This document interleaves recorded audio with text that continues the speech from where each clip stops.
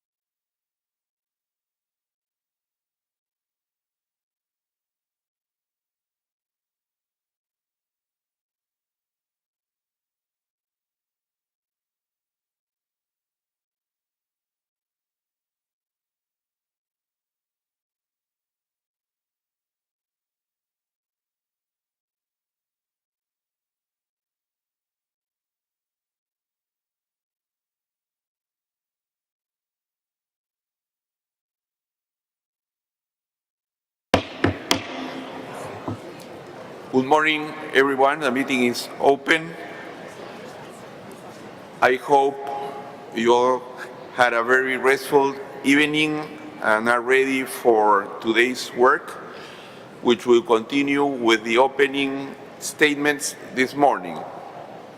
I hope we can begin our substantive discussions also this morning before we break for the afternoon meeting devoted to the stakeholder dialogue. Yesterday, we had a very productive start of our meeting. First, the President of Uruguay, UNEP's Executive Director, and Uruguay Environment Minister set the scene for us and emphasized the need for us to have a high level of ambition in our ongoing work to develop an instrument. I am honored that you elected me as a chair.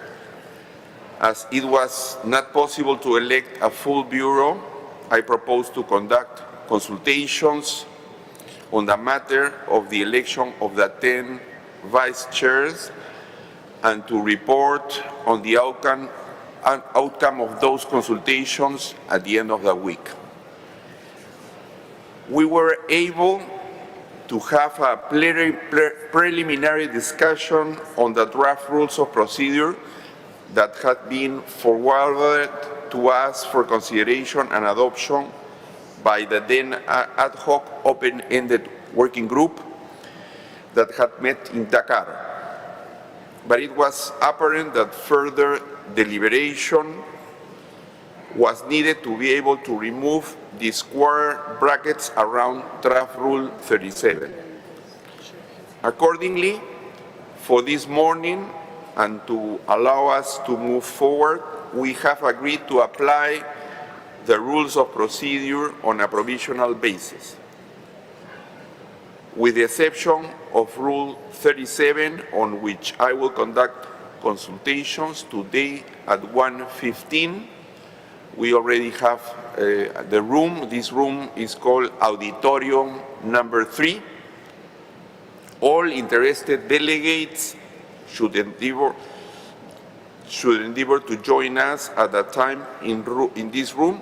Hopefully, when we return to this item later in the week, we will be able to adopt the rules of procedure. You also agreed to the agenda and proposed organization of work as set out in the meeting documents and outlined by the Executive Secretary. We then moved to substantive item of our agenda and heard your opening remarks. I will not attempt to summarize them as I could not do them full credit, but I heard clearly urgency ambition, and willingness to build the comprehensive instrument that was called for by UNEA. I also heard offers from several delegations to contribute financial or other resources to support the negotiations moving forward. So let us now continue with our speakers list. Once again, I urge you to keep your interventions brief and within the set time limits so that we can hear the view of all members and move quickly to the elements and other issues of our agenda. Thank you very much, colleagues. So now I give the floor to the distinguished representative of the United Republic of Tanzania.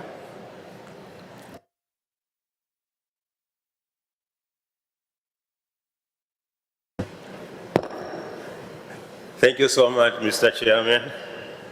Honorable Chair, fellow delegates, the United Republic of Tanzania wishes to congratulate you first for assuming the the chairmanship of Intergovernmental Negotiation Committee.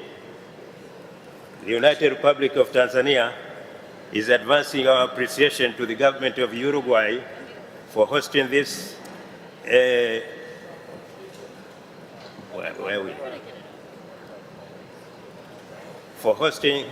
the United Republic of Tanzania advances our appreciation to the government of Uruguay for hosting this first intergovernmental negotiation committee meeting and hospitality accorded to our delegation. The United Republic of Tanzania aligns itself to the statement issued by distinguished delegate from Ghana on behalf of African Group.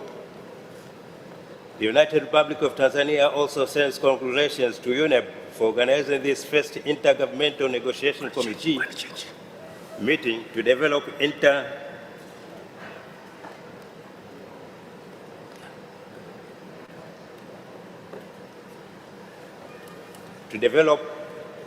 international legally binding instrument to end plastic pollution. Our delegation and the rest of members are aware of the effects of plastic from production, distribution, use and disposal to the environment, including marine. Hence, there is a need to have necessary measures to reduce or eventual elimination of their effects. In this regard, in 2019, the United Republic of Tanzania prepared regulations to prohibit single use of plastic carrier bags. The implementation of regulation has been successful. The United Republic of Tanzania recognizes the global efforts through Inc. to end plastic pollution, which have impacts to the environment, including terrestrial and marine.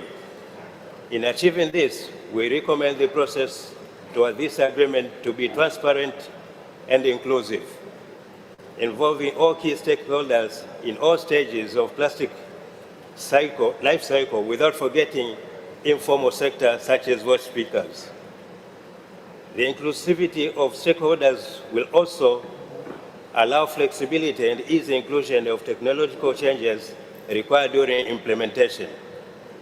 The importance of plastic in our daily life and our economy cannot be denied. Hence, through scientific proven research, and the instrument that is going to be developed should highlight the plastic products, hazardous additives that could be identified as potential hazard to the environment, pollution. Our delegation reaffirms its commitment to participate effectively in Inc. so as to reach an agreement by 2024. We will continue to take part in global efforts towards ensuring that the objectives agreed upon UNEA's resolution number 5/14 are realized. Honorable Chair and dear delegates, thank you. I thank the distinguished representative of the Republic of Tanzania, and I now Ahora le doy la palabra I now give the floor to the distinguished representative of Panama, followed by the representative of the United Kingdom. Thank you, Mr. Chairman. On behalf of the Republic of Panama, we wish to thank the government of Uruguay and the people of Punta del Este for their warm welcome. We wish to congratulate Ambassador Mesa Cuadra for his election to the chair of the committee, and we thank UNEP for the organization of this first INC meeting. At the same time, we echo the statements made by GRULAC and the Hub for Plastic Pollution. We align ourselves with them. This negotiation process requires collaborative efforts to tackle the global crisis prompted by plastic pollution. As such, we wish to share with you a number of considerations, primarily from our perspective as a developing Latin American nation. We must guarantee that we have a participative negotiation process in which all representatives are listened to and their points of view considered. At the same time, we must have an inclusive process taking in consideration all key stakeholders, and we must encourage the participation of civil society, scientific research communities, and academia. We must work with a full plastics life cycle approach to evaluate the implementation of all our actions from the extraction of raw material stage to post-consumption disposal. We must include all relevant stakeholders at all stages of the production and consumption chain, including the private sector and the production sector. We must develop standards and global criteria for production and the trade of plastics based on scientific research to segregate harmful chemicals and additives which have harmful impacts on the environment and human health. Eco-design is important for the effective management of plastic waste. To reduce plastic pollution, there must be a significant reduction of the use of certain plastics, or quite simply, we must stop using them altogether. Our goal should be eliminating and replacing single-use plastics, and that should extend to the packaging and containers sector. We must protect human health and the environment, and they must be included as goals in the convention. We must particularly consider workers that are exposed to health risks and environmental risks across the full life cycle of plastics. We must promote joint work so that we can have a proper framework and national legal frameworks to regulate and implement an integral management of plastic and plastic waste. And this must also apply to marine litter. We must work together and in line with other agreements which have frameworks for the protection of human health and the environment and have a scope which covers plastic management.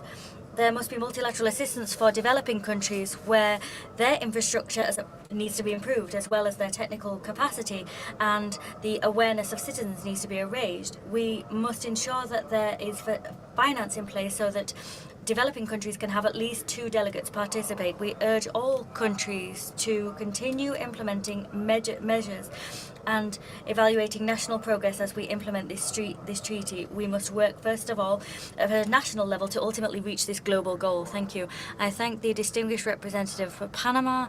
floor to the distinguished representative of the United Kingdom. Thank you. On behalf of the United Kingdom delegation, I wish to congratulate the chair on his appointment. We would also like to thank the government of Uruguay for hosting this meeting and to thank the Secretariat and Bureau for all their work on the preparations. To the excellencies and distinguished delegates who've joined us today, both in person or online, we greatly look forward to engaging with you over the coming days, weeks, and years. The UK is delighted that the world came together at the UN Environment Assembly this year and made a commitment to begin negotiating a legally binding treaty to end plastic pollution. It has been a long time coming, and people everywhere want to see this problem fixed. And in the United Kingdom, we have started addressing it by getting rid of the single-use plastics that litter our beaches and that most of us can do without: straws, drink stirrers, bags, cotton buds.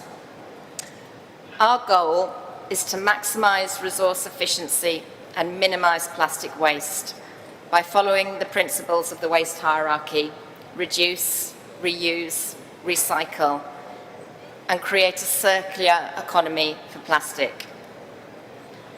We will legislate to design avoidable plastic waste out of the way we do things and make producers more responsible for the plastic they produce.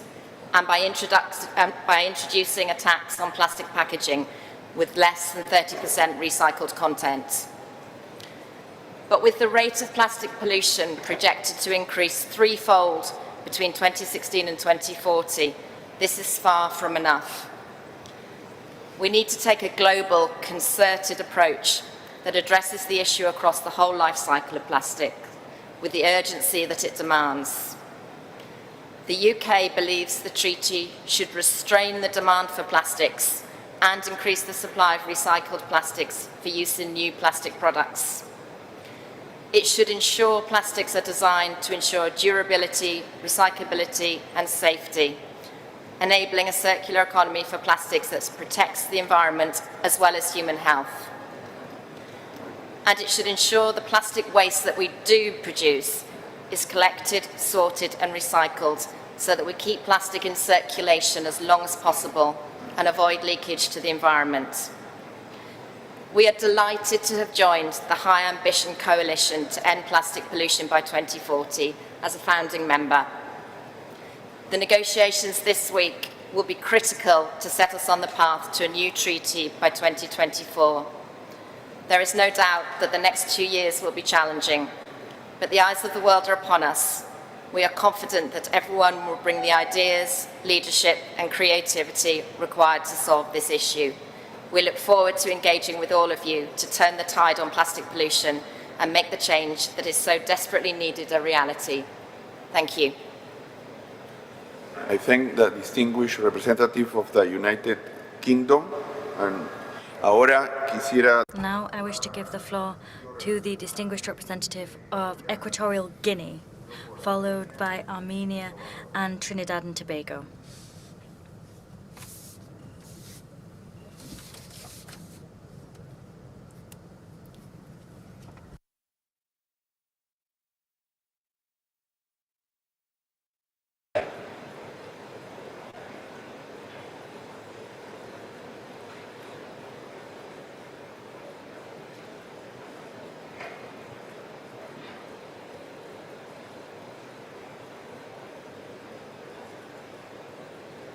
I will give now the floor to the distinguished representative of Armenia. Distinguished Chair and delegates, I will try to be very brief. On behalf of the Government of Armenia, let me express our gratitude to UNEP and the Government of Uruguay for this opportunity to participate in this excellent organized meeting, and also we congratulate distinguished Chairman on his appointment. Plastic impacts everyone at every stage of its lifespan. Many impacts of microplastic and plastic exposure are not well known yet, and it is essential to join international efforts to address the global plastic pollution crisis. And how can we make this large-scale transition quickly enough? This is a difficult question. According to the government program of Armenia, among the priority areas in the field of environmental management, a waste reduction and ban on single-use plastic products are fixed. As the first step of this process, plastic bags were chosen as the target group. From January of this year, the use and sale of plastic bags are prohibited. This ban can be considered the first step aimed at reducing the volume of these products that have a negative impact on the environment and human health. On behalf of the Government of Armenia, let me highlight some aspects regarding the important legally binding instrument from our perspective. The first and more complicated issue will be a selection of plastic types, which will be driven by this instrument. In this regard, we consider single-use plastic and microplastic as the more important types that should be regulated by this instrument. The second challenge, we consider the equal opportunities for participation and implementation of developing countries, as most developed countries already have a large spectrum of plastic pollution reduction tools and capacities. Some countries have the big progress, and some countries have few steps toward the reduction of plastic pollution. And it is very important to create appropriate mechanisms to effectively join the instrument with the baggage or without it. As from different starting points, we will go to the same finishing line. During the development of legally binding instrument, it is very important to provide also linkages with CDG agenda, particularly with CDG indicators 11.1, 12.4, and 12.5, and also identify all cross-cutting and synergic processes and sources. And we consider that potential elements of the instrument should cover the following aspects: main strategic targets, main types of plastics, main actions, which will include preventive actions, eliminating the hazardous chemicals and plastics for lifestyle plastics, management actions, recycling actions, banning actions, also identification and engagement of existing supportive tools like EPR toolbar and other instruments.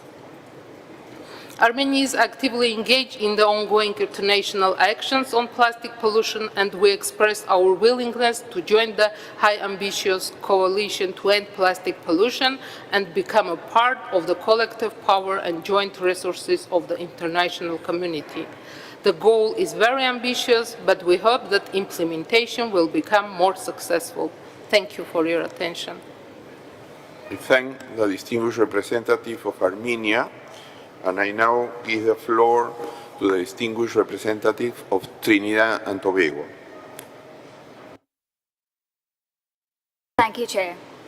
As this is the first time that Trinidad and Tobago is taking the floor, we would like to thank the Secretariat for not only convening this pivotal meeting, but also for the preparation of the numerous working documents to assist with the groundwork leading up to this INC1. And to the government of Uruguay, we extend many thanks for being a most welcoming host. We also take this opportunity to congratulate our esteemed GRULAC colleagues, His Excellency Ambassador Meza Cuadro Velasquez of Peru and His Excellency Ambassador Valles Valdivieso of Ecuador for assuming the alternating chairmanship of this INC. At the outset, Trinidad and Tobago aligns itself with the statements made by His Excellency Ambassador Andre Duque Solis on behalf of GRULAC and Ms. Asha Challenger on behalf of AOSIS. Trinidad and Tobago, as a small island developing state, prioritizes the development and adoption of a legally binding instrument on plastic pollution, including in the marine environment, an issue that has wide-reaching impacts and is of increasing importance within not only our twin isle, but globally. Trinidad and Tobago's social and economic development is firmly anchored within the context of the UN SDGs, placing the environment at the center of our development goals. As such, this instrument will form an integral part in addressing the many cross-cutting issues that we face associated with plastic pollution, and in particular, efforts towards developing a circular economy. Plastic pollution and the resources for plastic production are known to exacerbate not only the causes but the negative impacts of climate change, which further highlights the complementarity of the ambitions of this future instrument to those of, say, the Paris Agreement and the broader SDGs. We therefore support expanding action against plastic pollution from solely a waste management perspective to now encapsulating its full life cycle and progressing to a more circular economy overall.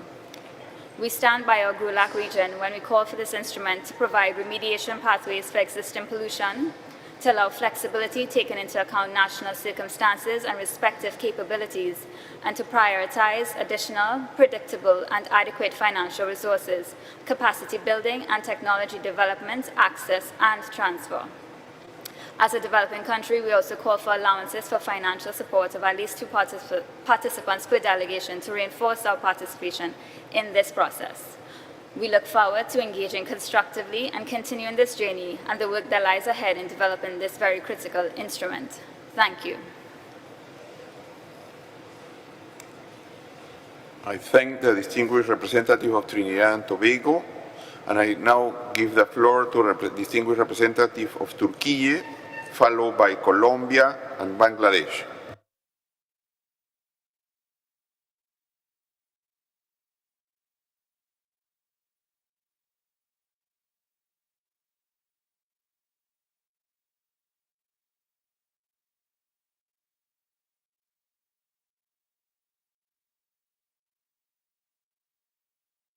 Could you get the floor to Turkey?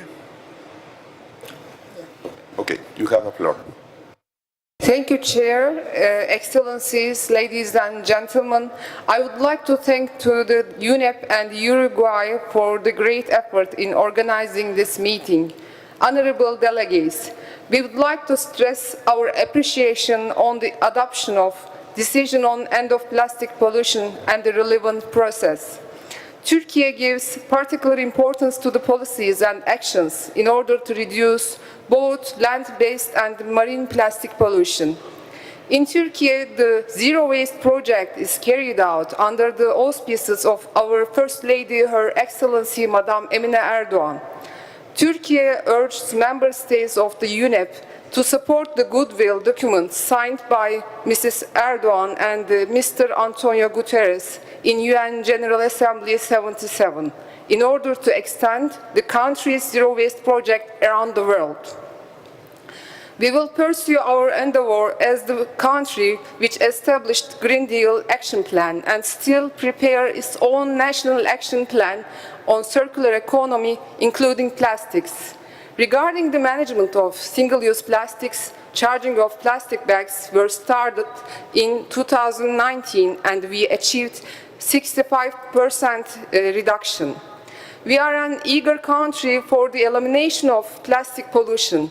We also support and contribute to the ongoing work under EU, OECD and Basel secretariats.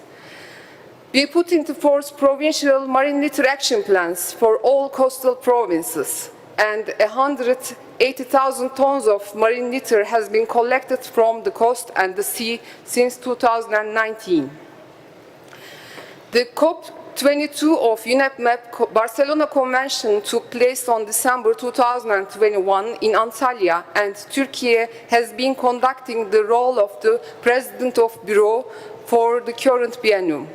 Based on the phrase, pollution does not have border, a memorandum of understanding between the Barcelona and Bucharest conventions were signed for effective management of marine litter during our 2016 term presidency.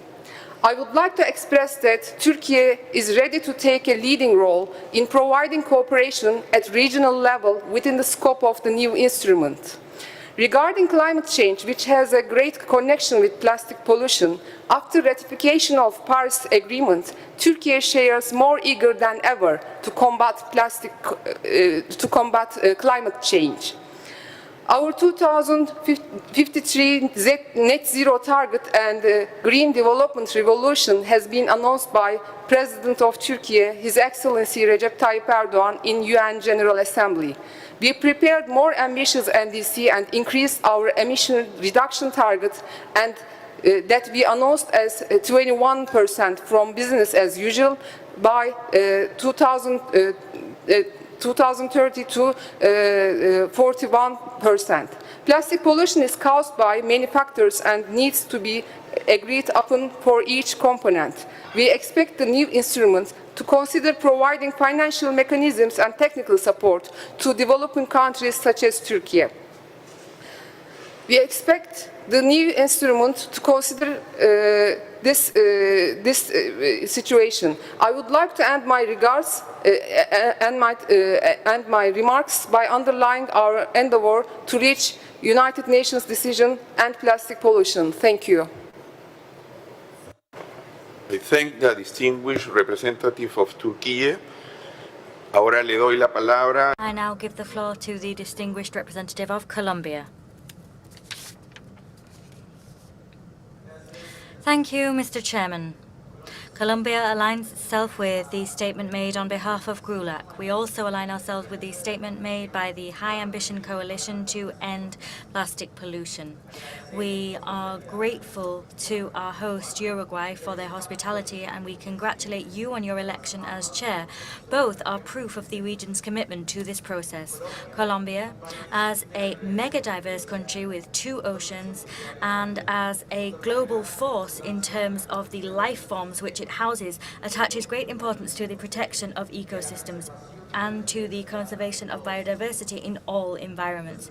The impacts of plastics can be felt across all types of ecosystems. Consequently, the focus of this instrument must be that of having a broad scope which encompasses pollution in all environments, including marine environments and oceans that are crucial as carbon sinks. Recognizing the threefold planetary crisis and the severe impacts of plastic pollution on ecosystems which are critical for climate change mitigation and adaptation.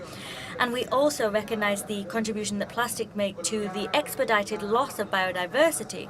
In light of both of those facts, Colombia has been on a long journey at a national level towards the prevention, reduction and elimination of plastic pollution. This has included developing policies and legislation for the integrated management of solid waste and for the gradual reduction of the production and consumption of certain single-use plastic products. We have this strong base of norms and regulations, and that's the perspective from which we're coming to this multilateral process. We underscore that the implementation of the eventual treaties provisions must encourage and strengthen the development of national and local programs for sustainable production and consumption.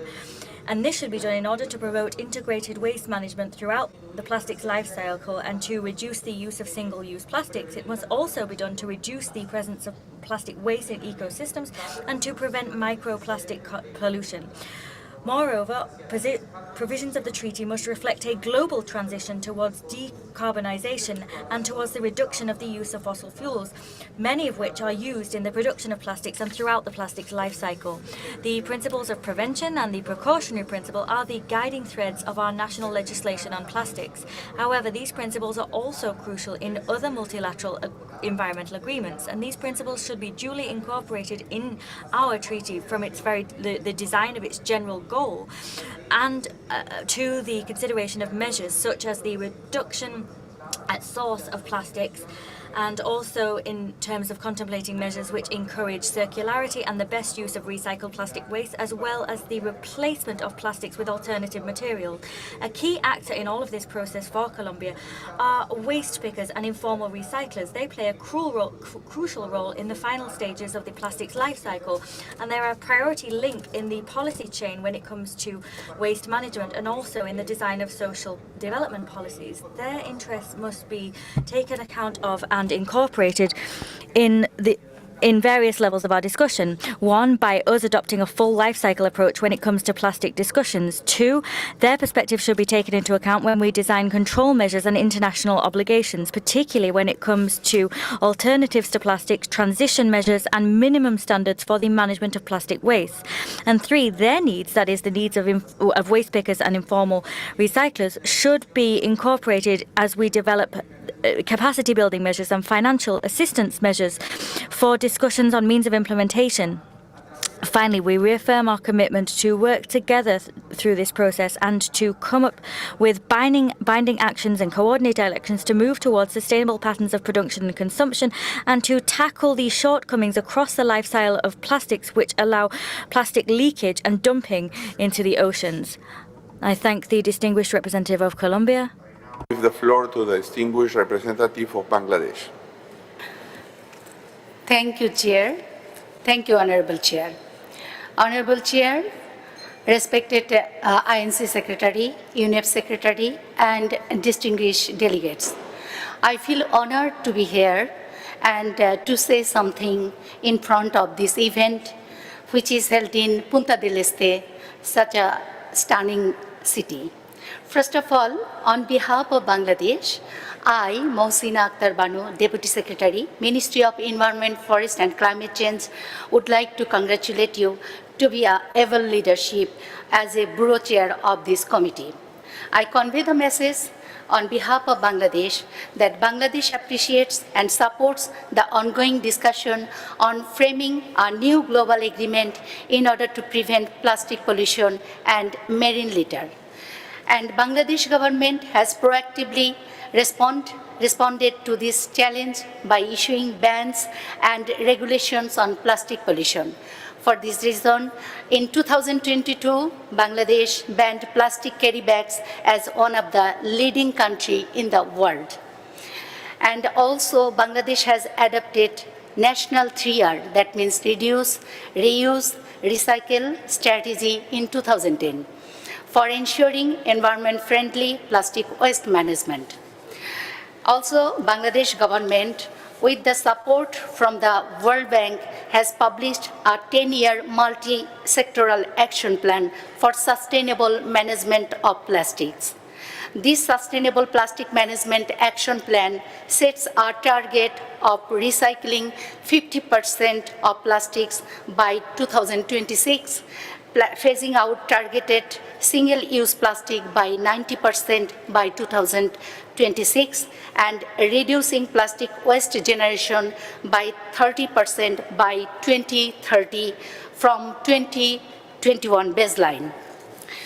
Also, Bangladesh formulated a roadmap on plastic with the aim of functionalizing the plastic action plan as well as the phase out of single-use plastic at coastal belt. We fully recognize that the current level of plastic pollution has become a common concern of humankind and requires appropriate global response. And this response should be included global transboundary issue. Otherwise, the marine litter will not be considered. To what extent global consensus could bring common platform to act, as for example, itemized ban on single-use plastic globally, promotion of suitable alternative, global market promotion of recycled plastic goods, harmonization and synchronization of the plastic data to verify and track the progress, creating knowledge and information hub globally and nationally. A new global framework on plastic pollution, a hybrid approach in combination of voluntary and binding obligation with built-in flexibility for the countries in need. Here, binding obligation could be submitting as national reports by the countries or parties at agreed regular interval. The notion of the implementation could be think globally, act locally. Finally, downstream countries like Bangladesh could be supported with a special fund to manage the cumulative plastic pollution. However, to ensure traceability and transparency, support would be given to develop common methods, definition, and standards as a reference for implementing domestic policy. Wish to success of our first meeting of the INC. That's all for the time being. Thank you, Honorable Chair. Thank you. I thank the distinguished representative of Bangladesh, and I now give the floor to the distinguished representative of the Syrian Arab Republic, followed by Singapore and Congo.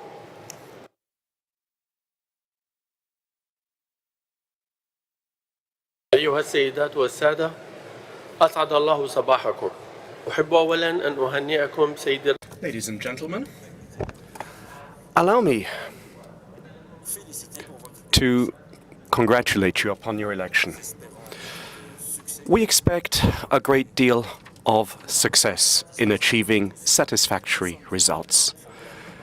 We are facing a global problem, one which is increasingly serious as a result of the widespread use of plastics and which has become widespread throughout all aspects of human activity and life. A great many people are working on plastics. We have those who gather plastics. We have industry. We have investors, businessmen, as well as a great many manufacturers. And this, of course, means that it becomes all the more complicated. And this is why, ladies and gentlemen, we have to draw up a roadmap, one which is clear, transparent, sound, to ensure that we overcome all obstacles on our path towards our objective, which is to get rid of plastic throughout the world by 2040. And this requires that a number of steps be taken. Amongst these steps, we have setting aside all of the different policies and working together for the good of both the environment and mankind. Secondly, we have to raise awareness and provide greater information regarding the dangers and threats of plastic. Thirdly, financially and materially back developing states without any discrimination.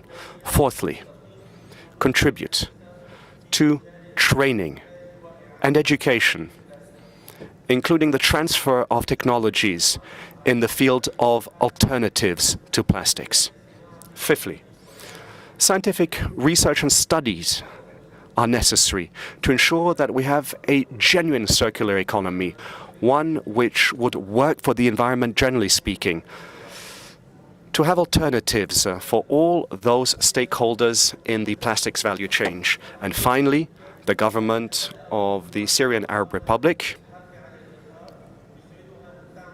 which has now started to rebuild our country after this lengthy fight against terrorism, stands to work side by side with you to ban plastics, including in the marine environment. And finally, I would like to convey my gratitude to the Secretariat. I would like to thank them for having organized this meeting, and of course I'd like to thank Uruguay for their very warm welcome. I thank the distinguished representative of the Syrian Arab Republic, and I give the floor now to the distinguished representative of Singapore. Thank you, Chair. Chair, distinguished delegates and colleagues. First, Singapore would like to thank the government of Uruguay for your kind hospitality and smooth logistics arrangements for hosting this meeting. We would also like to thank the INC Secretary for the heavy lifting for preparing for this meeting. We have an ambitious timeline ahead of us for the Intergovernmental Negotiating Committee. Given the short time frame for us to develop the legally binding international instrument, it's important that INC1 lays a strong foundation and provides sufficient momentum to ensure productive negotiations over the next 2 years. Singapore stands ready to participate actively in the INC and to work with all member states towards a constructive, collective outcome. We also wish to express our alignment with the regional statements delivered by the Asia-Pacific Group and the small island developing states. The instrument needs to be ambitious in galvanizing global action and international cooperation to address plastic pollution, particularly in the marine environment. Plastic pollution is a multifaceted issue, and addressing it will require a collective and holistic response. At the same time, we need to recognize and acknowledge the diverse circumstances across different regions and countries, and recognize that effective solutions for one context may not apply to another. To this end, the instrument needs to be designed in a way that facilitates universal participation from all countries, while providing the space for countries to develop and put in place appropriate measures relevant to the national context. The instrument should thus take a pragmatic approach to addressing plastic pollution. We should acknowledge that plastic as a material can continue to play a useful role for economies and societies, given its qualities and characteristics. The question at hand is how, together, we can make sure that it is used responsibly without damaging our living environments. The instrument should thus promote actions and approaches that enhance proper management of plastic waste, as well as enhance the recyclability and circularity of plastics. We should also bear in mind the need for sustainable alternatives that do not create new environmental problems. While we focus on plastic pollution on land, it is also important that the instrument places emphasis on addressing the marine aspect. Plastic pollution in the marine environment is transboundary in nature and requires collective action to address, even more so than the land environment. This is why we believe that the development of a comprehensive waste management approach is fundamentally crucial for the instrument to prevent the leakage of plastic waste into the environment. Given its impact, the instrument will need to provide time for economies and societies to adjust. This also gives time for industry to develop alternatives and to offer better solutions. Once again, Singapore looks forward to contributing actively at the INC and to developing a global instrument that is universal, practical, and substantial in addressing the important issue of plastic pollution, including in the marine environment. Thank you. I thank the distinguished representative of Singapore, and I give now the floor to the distinguished representative of Congo.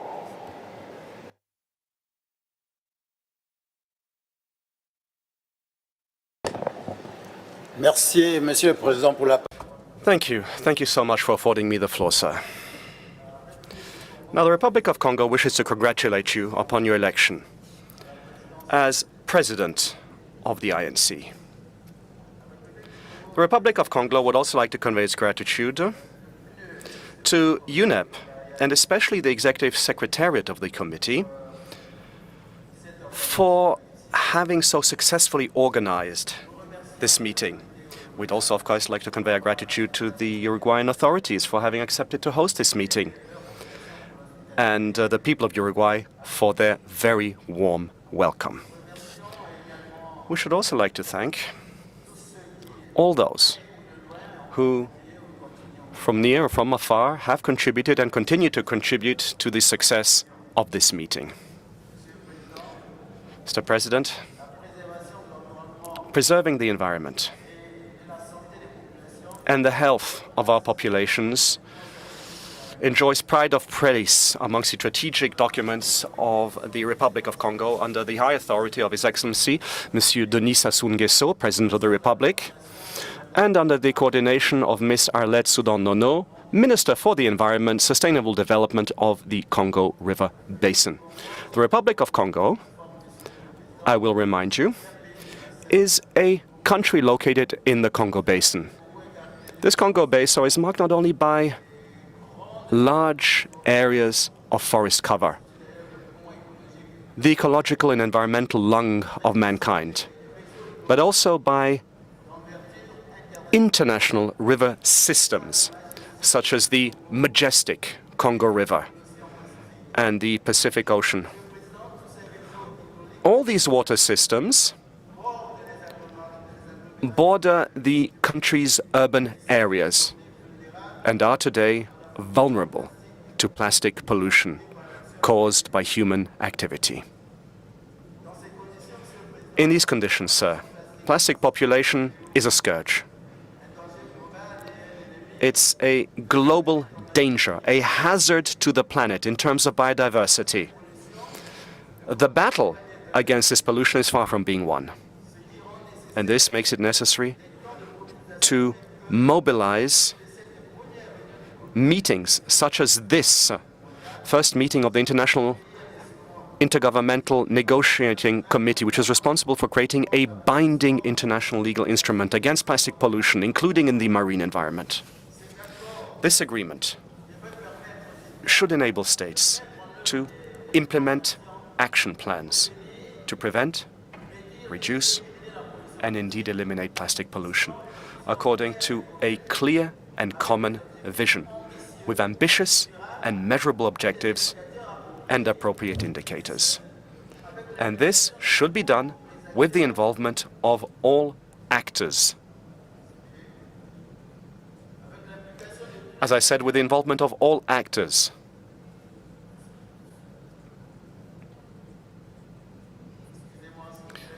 Craving your indulgence, I'm trying to find the right place in my statement.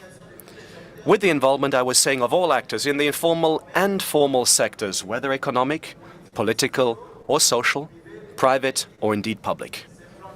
These action plans should serve as the priority for the implementation of this future agreement.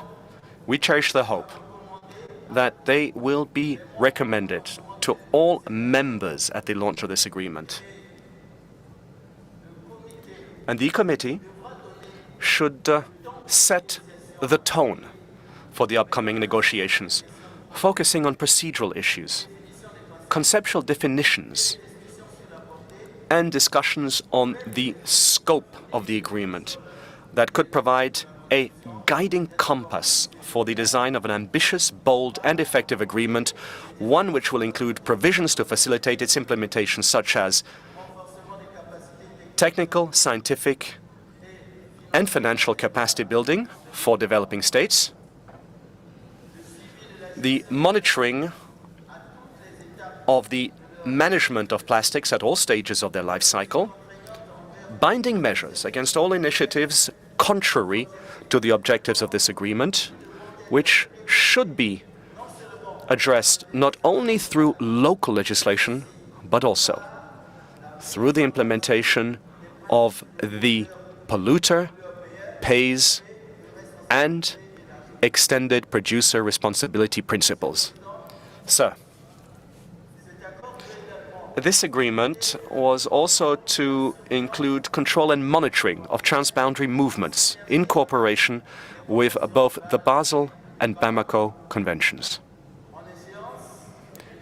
A reasonable deadline by all parties for the elimination of single-use plastics, which was also to include a reporting system on a biannual cycle by states parties on the progress of environmentally sound management of plastic waste. Sir, the Republic of Congo, and I say this by way of conclusion, informs the community, the international community present here, of the existence at the level of the Congo River Basin states of an instrument for the management of the blue economy called the Congo River Basin Blue Fund. This fund was created to participate in the improvement of navigation and transport routes and to support the installation of hydroelectric projects, as well as to contribute to the development of fishing and fish farming and a strengthening of irrigation in order to increase productivity on arable land in the savannah. All of these activities, sir, are today vulnerable in the face of plastic pollution. Within the framework of this agreement which we are currently negotiating, this fund could serve as a source of counterpart funding for the implementation of plastic-related projects. But, sir, this fund will have to be backed and supported. It'll have to be strengthened and bolstered by development institutions and donors. This information, sir, is aimed at seeking partners for the operation of this oh-so-necessary tool in the fight against plastic pollution in the aquatic environment. Mr. President, the Republic of Congo welcomes the creation of this new agreement currently being negotiated, and we will continue to act in solidarity with the African group of negotiators and the whole of the negotiation committee. We thank you so much, sir. Thank you. I'd like to thank the distinguished representative of Congo. We'll give the floor to the representative of St. Lucia, followed by Kiribati and Libya. I also have to remind you that for an effective use of time, please stick to the time limits we fixed for this meeting. Thank you very much. I give the floor to St. Lucia. Thank you very much, Mr. Chairman. St. Lucia wishes first and foremost to congratulate you, Mr. Chairman, for taking over the leadership of the first 3 INCs. We wish also to congratulate the Ambassador of Ecuador, who will presumably take on after your reign has been completed.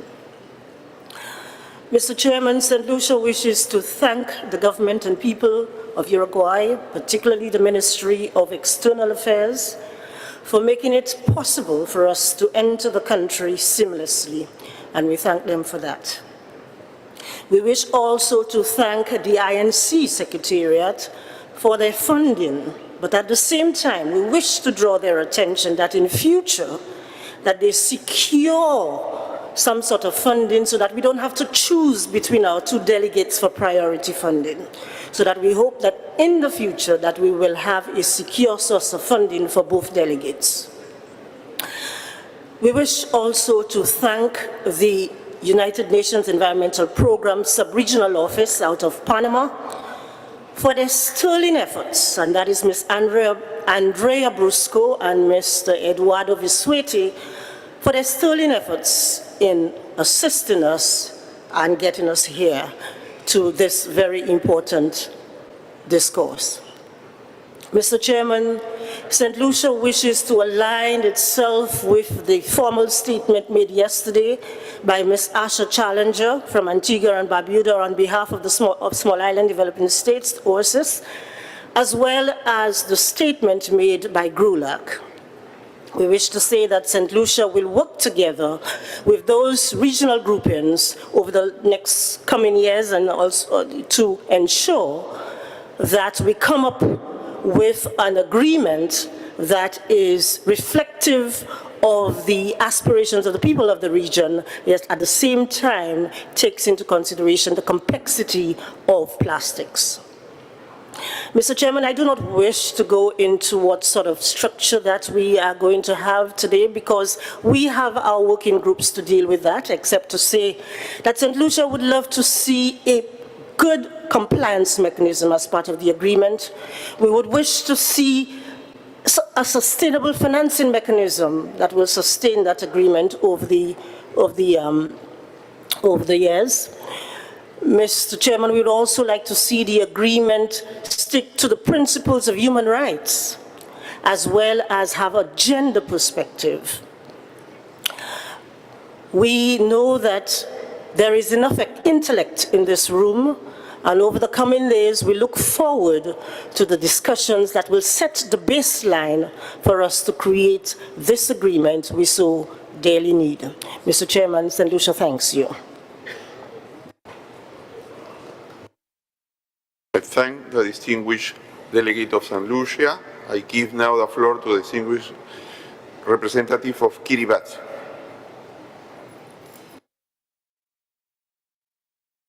Mr. President, distinguished delegates, since this is the first time that Kiribati takes the floor, please allow me to share with you warm greetings and blessings from the President, the government, and the people of Kiribati, on whose behalf I am pleased to be here.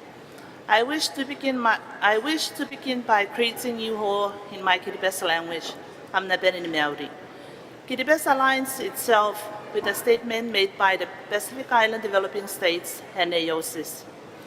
Mr. President, like other delegations, allow me to congratulate you as you take this important role of leading our deliberations and assure you of my delegation's full support and cooperation. I wish to convey with deep gratitude our appreciation to the government and people of Uruguay for the very warm hospitality accorded to us since our arrival in this country. Kiribati greatly appreciates this opportunity to participate at this first substantive session of the plastic pollution intergovernmental conference, which we believe is not only timely but also critical, particularly for small island nations like Kiribati, who are increasingly threatened by the ever-increasing amount of plastic being produced by land-based industries, and more of such plastics ending up as waste in the world oceans. Our participation in this conference is rooted in our belief that plastic pollution is a transboundary problem requiring multilateral measures. I believe our presence today to address the first session of the INC is testament of our strong will to collaborate mutually in building an effective and practical regime to address plastic pollution. As a small island developing state, we are facing real, immediate, and unique vulnerabilities linked to our geography, our small size, making us susceptible to natural disasters, in particular the adverse impacts of climate change. Marine waste and pollution are among the top priority concerns of the Kiribati government that continue to threaten the health of our ecosystems, marine resources, which in turn affect the health, well-being, and livelihood of our people.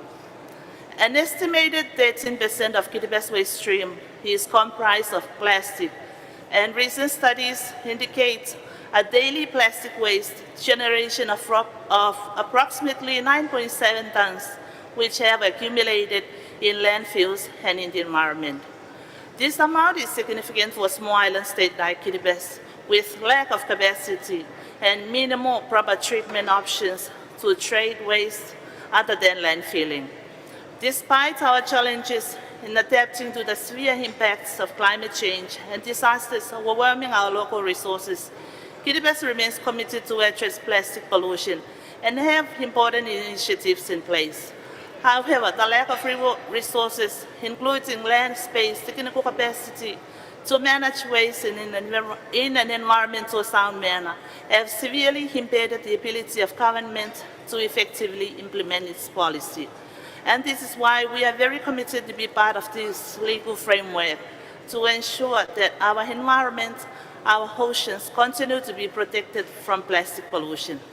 As the notion states, our vast ocean provides us with abundant resources. The ocean is the mainstay of not only our economy, but our sustainable lives, our culture, and our future. Kiribati recognizes that while there is an obligation for us to work towards an agreement that covers full life cycle of plastic and promotes circular economy to support sound management of plastic waste, we are keen to see recognition of the small island developing states' special circumstances, who are not major producers but are affected by its impacts. It is also important to ensure that the agreement specifies clear mechanisms for capacity building, technical and financial assistance, technology transfer for equitable sharing among parties involved. As we strive for the new robust and ambitious legally binding instrument on plastic pollution, we should not allow ourselves to depart from the narrative of working together in true spirit of multilateralism to be able to put in place an instrument that is workable, doable, and implementable not only by the few capable and rich states, but by all. Let me conclude by sharing with you all our traditional Kiribati blessings of the Maori, the Roya, the Tapemo. I thank you. I thank the distinguished representative. Sorry. Please. Continue. Finish? Just indicate, give her the floor. I give you a floor, please.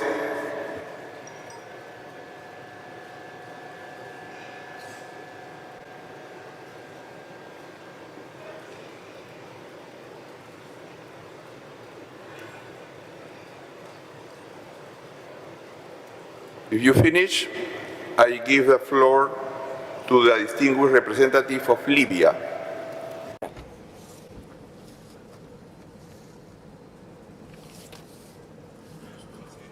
Thank you, Mr. Chair.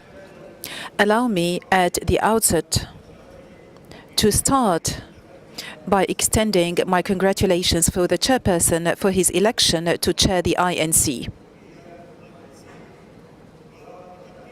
I would like also to wholeheartedly thank the Republic of Uruguay for their warm hospitality. I would like also to congratulate the Secretariat of the UNEP as well as the Secretariat of the INC for the successful organization and for the efforts that have been made throughout the last months. Ladies and gentlemen, it is obvious that plastic has become one of the most prominent pollutants that threaten all living organisms without differentiation, as it is ubiquitous on land, at sea, and in the atmosphere in all sizes and colors. However, we still find ourselves compelled to address and to use plastic as it is ubiquitous, as I have just said. Wherever you go, you will find plastic in your life. It is in the market, it is in packaging, plastic bags. It's even in most of our home appliances, our pens, our pencils, computers, cell phones. It's all over the place. That's why we have a saying in the Arabic language regarding plastic, as we say that plastic is our arch friend or bitter friend, which is a bit paradoxical, as the word arch or bitter collocates only with a fiend or the enemy. However, it is a friend because we are forced to use plastic, but it is bitter because it is one of the most dangerous pollutants. Ladies and gentlemen, in Libya, notwithstanding the circumstances whereby our country goes, and the various issues that we have to to grapple with and that is causing destabilization, we continue to forge ahead with all environmental programs, especially in terms of preservation of marine and land living organisms. As for the plastic pollution, we have focused on awareness raising, and we have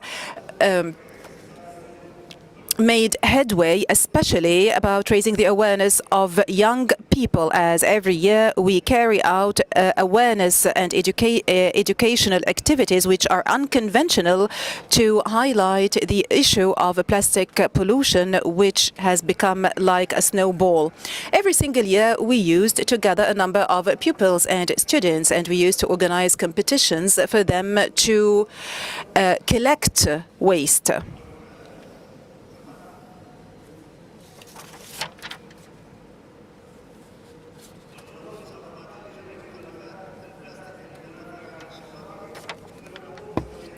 And then we used to distribute prizes, together with reminding them of the negative impacts of plastic on marine and terrestrial ecosystems. This has inculcated into children the importance of reducing the use of plastic and recycling whatever is available. And we found that and we have seen the impact of these awareness-raising campaigns as the number of students who are volunteering every single year is increasing to preserve the life of marine organisms such as the loggerhead sea turtle and the cetaceans, as well as the activities of cleaning beaches.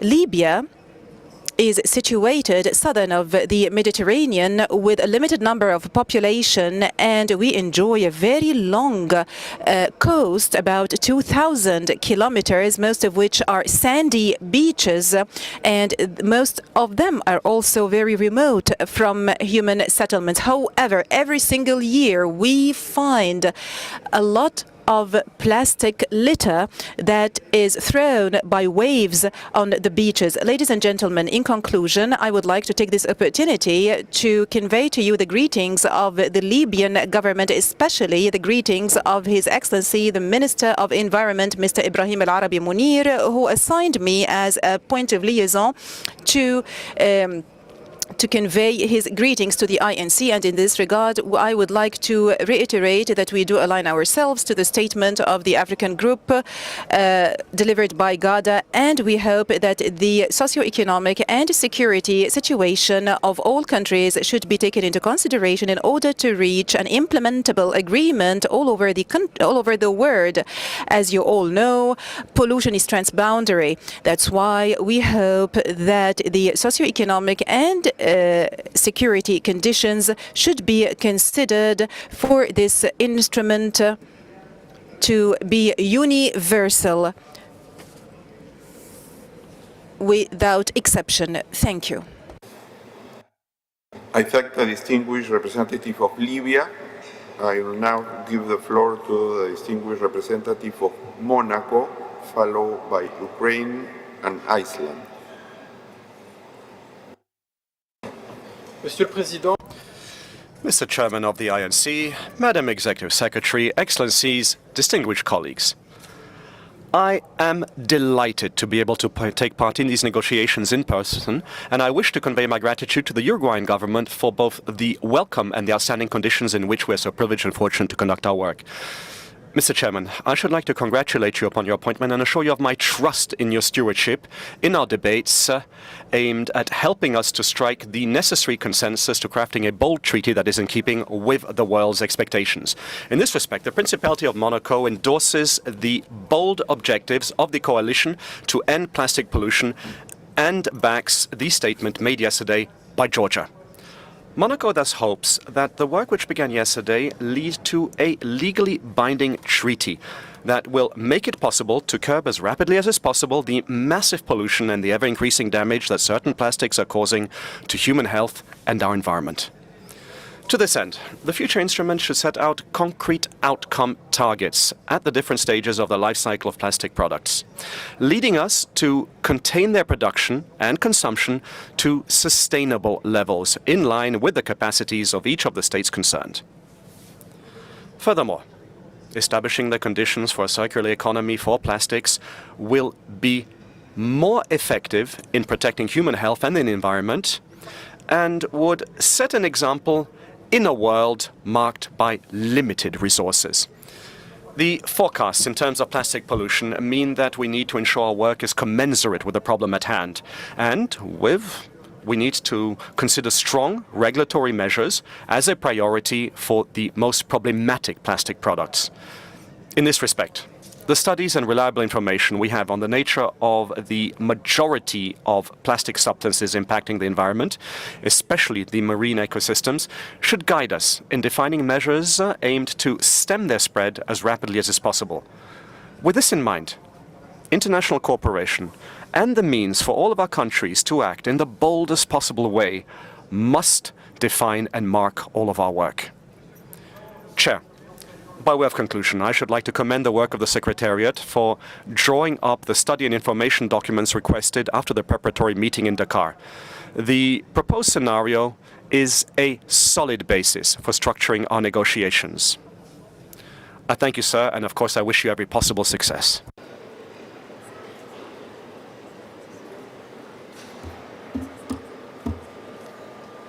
Finish. I thank the distinguished representative of Monaco. I will now give the floor to the distinguished representative of Ukraine.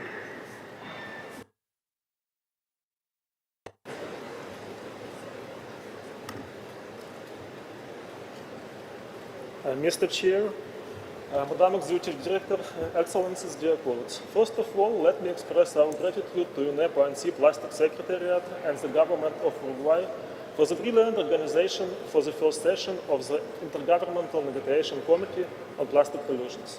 As we all know, the difficult and long-lasting negotiations, followed by a number of compromises, were behind the successful adoption of the UN Resolutions 514.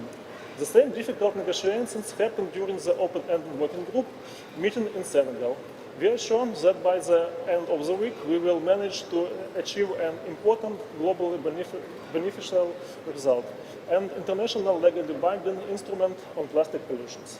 Despite the difficulties caused by unprovoked and unjustified invasion of the Russian Federation, the government of my country, Ukraine, is keen of adoption international legally binding instrument of plastic pollutions and makes every possible step to eliminate the problem with plastics waste in Ukraine. Ukraine began very progressive and ambitious steps for fighting against plastic pollutions.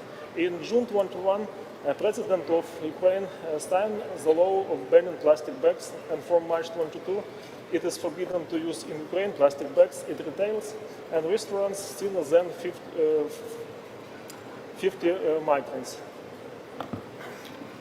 Also, we forbidden to use oxo-degradable plastic, which, as you know, create a lot of microplastic in environment and cause a lot of damage. We go further and register in Parliament a draft law on banning single-use plastic productions. Now the environment of Ukraine is entire Europe is under serious attack. Russian illegal attack on Ukraine has caused on unprecedented danger to ecosystems and biodiversity of Ukraine, Black and Azov Sea regions. Russian troops' actions show disrespect to the obligation to protect the environment in times of armed conflict. Hundreds of objects in Ukraine's civilian and critical infrastructure have already been destroyed. As a result of hostilities, we formed a significant amount of debris, damaged cars, waste of military equipment and other waste. In addition, Russian troops bring and leave after themselves a lot of waste, especially single-use plastic, and contaminate with them our nature. They also destroyed our capacities to processing of plastic and other recycling products. Right now, our government is searching solution how to deal with all the huge amount of waste that were created because of Russian aggressions and trying to minimize the damage to environment. Dear colleagues, unprovoked and unjustified invasions of Russian Federation did not stop Ukraine from combating plastic pollutions. It should not either stop entire global community from giving international binding instrument in this regard. During last meeting in Dakar, we witnessed an attempt of Russian delegation to spread ill Kremlin propaganda and fake news. After the atrocities and war crimes committed by Russian criminals in Ukraine, unfortunately, it is difficult for us to be surprised by actions of this regime. However, we couldn't believe that its representative will dare to try to destroy such an important process for global community. My delegation deeply condemns any attempts of the Russian side to use ANC to spread its propaganda and lies. We believe that UNEP and ANC must not be used for rising political issues. As we mentioned numerous times, the delegation of Ukraine never speaks regarding political issues with UNEP, never discuss atrocities and war crimes of Kremlin regime, and will never do that. We are talking about environment and the ways how to overpass the negative impact of Russian invasion to Ukraine and Europe. Even in Dakar, when we heard the nonsense of lies on Kremlin regime representative, we kept silent as a sign of respect to all esteemed delegates and especially their valuable time. There is a point of order.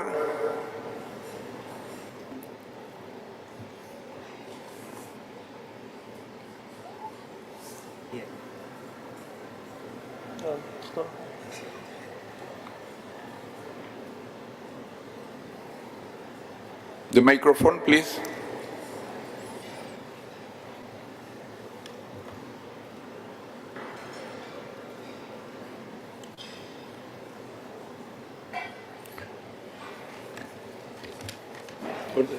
Legal.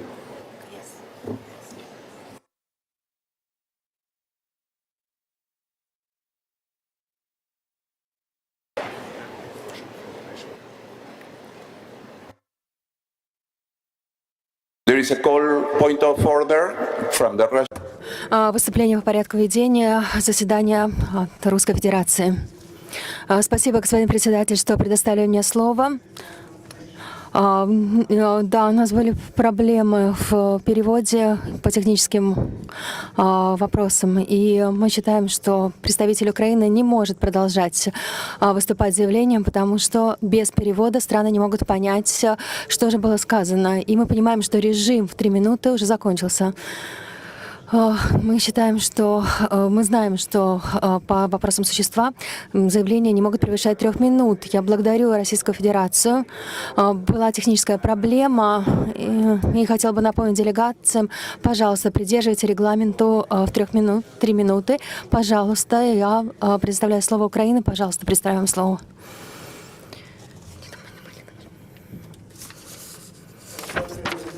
Спасибо, господин председатель. Я снова повторяю.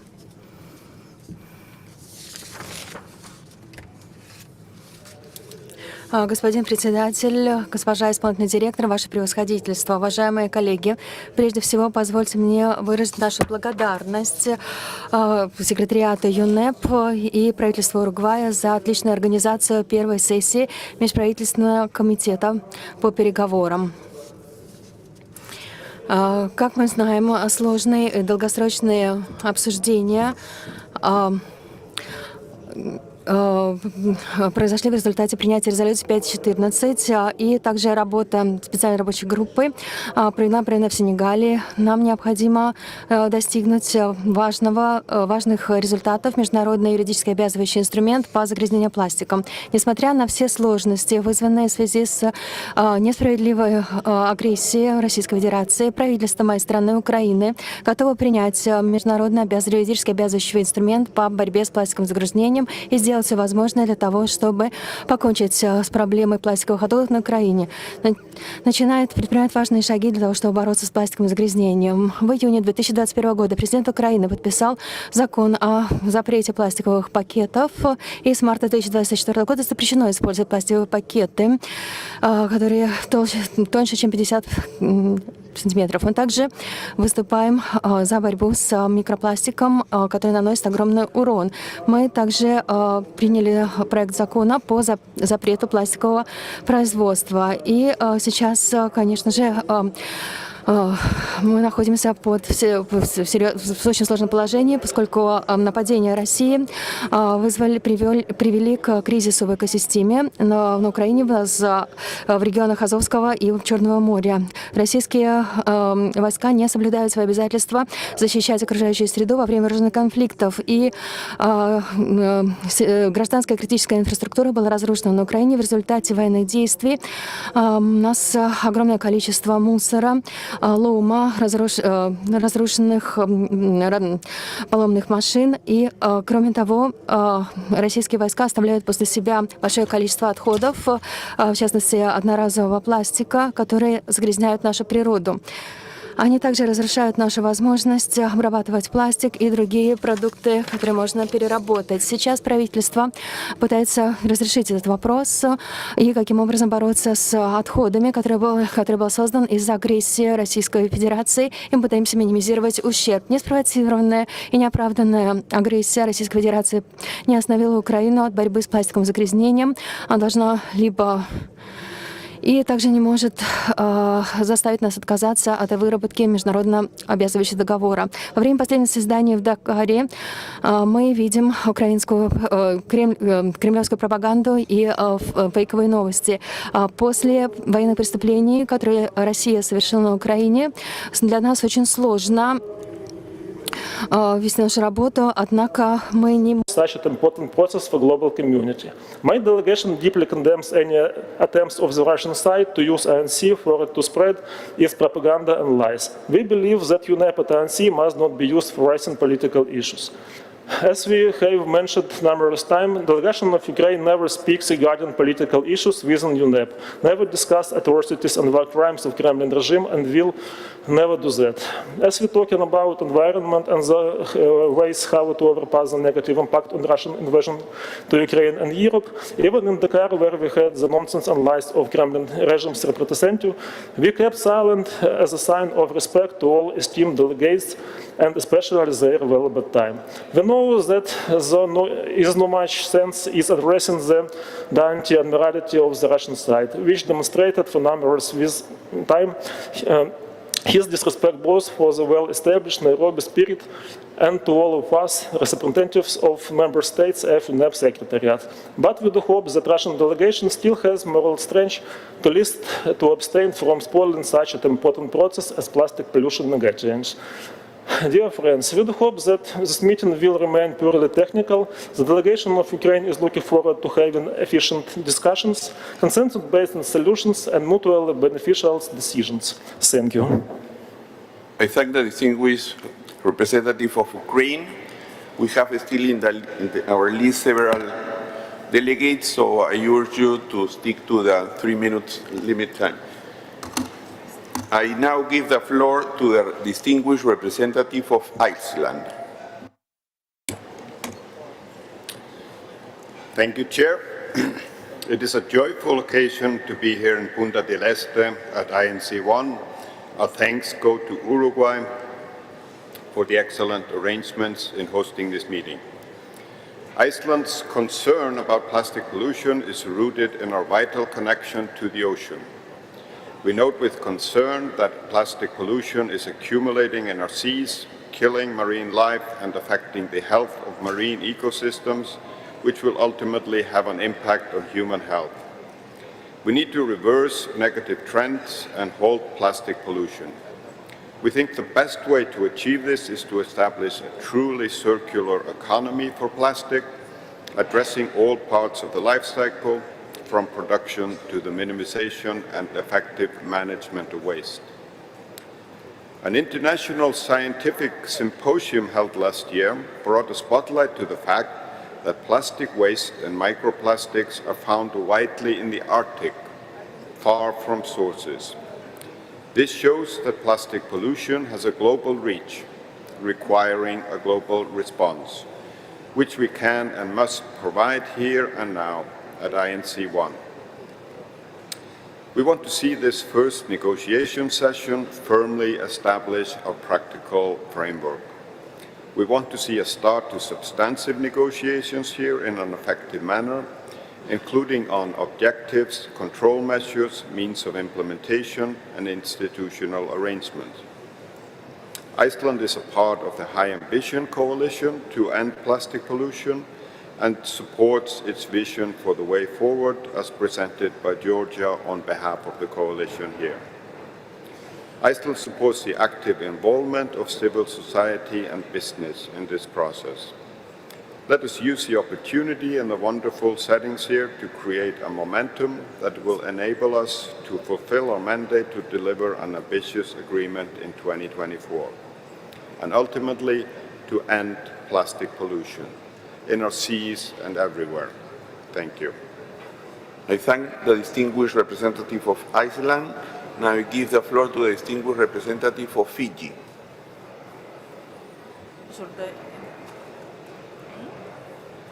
Thank you, Chair.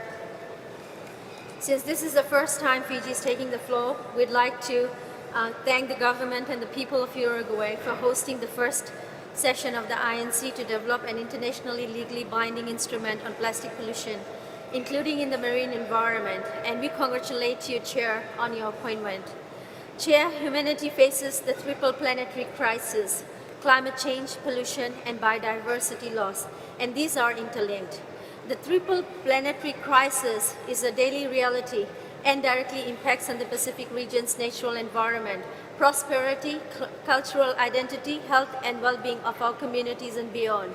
This is undisputed and well acknowledged in the 2050 strategy for the Blue Pacific continent, endorsed by the Pacific leaders. Fiji strongly supported the UN Environment Assembly resolution and plastic pollution towards an internationally legally binding instrument and the formation of an intergovernmental negotiating committee to negotiate a specific globally legally binding agreement to address the full life cycle of plastic pollution by 2024. The Pacific Island members are custodians of the largest ocean that makes up 98% of the region. Our EEZ comprises of over 10% of the world's ocean, which provides vital ecosystem services underpinning economic sustainability in the region. Fiji is acutely aware of the pervasive, transboundary, and persistent nature of plastic pollution and the impact that it has on the health and well-being of our communities and the environment. The accelerating rate of plastic production and consumption is deeply worrying. It is heartbreaking to note that 90% of the current plastic production ends up in the environment. Fiji is concerned about the migratory marine species such as whales, turtles, dolphins, and sharks, as they are highly vulnerable from the impact of the marine plastics. Many of these species are endangered or are threatened and are also important cultural icons for Fiji and its people. We were at the CITES COP19 meeting in Panama last 2 weeks, where we worked hard to protect some of these species from illegal wildlife trafficking. Here we are at the first INC, prepared to engage with parties to ensure that these species and the marine ecosystems are protected from the impact of marine pollution.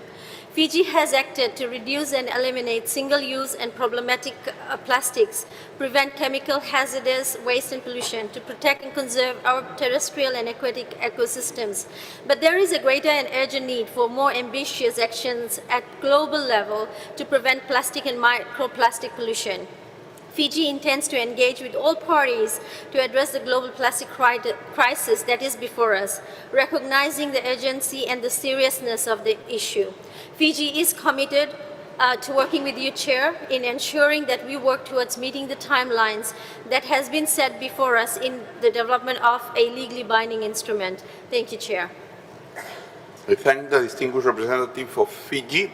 I now give the floor to the distinguished representative of Sudan, followed by Nepal and Guinea. السلام عليكم. شكرا لإتاحة الفرصة. نتقدم بالشكر لدولة أوروغواي لحسن الضيافة والتنظيم، وكذلك الشكر لسكرتاريا اليونيب، ونهنئك سيد الرئيس على اختيارك رئيسا لهذه اللجنة. At the head of this committee, Sudan wishes to see the adoption of a convention as rapidly as is possible to come up with a solution to the problem of plastic pollution. Transboundary pollution, which impacts the least developed states, including small island developing states, at a time when we lack the necessary resources to monitor and manage this waste, which harms the marine environment. And I'm especially referring to plastic pollution here. Sudan suffers and experiences water pollution, both that of the Nile River and the Red Sea coast. This is a problem which it shares with other states. And this, of course, all contributes to a deterioration of the marine environment and human health. There is therefore a need for us to come up with a legally binding instrument which will put an end to plastic pollution while taking into account the status of least developed states, as well as the promotion of the circular economy. And by highlighting the ethical responsibility of industrialized states. Finally, we would like to collectively forge a bold instrument in keeping with the established timeline through the participation of all stakeholders. I thank you. I thank the distinguished representative of Sudan.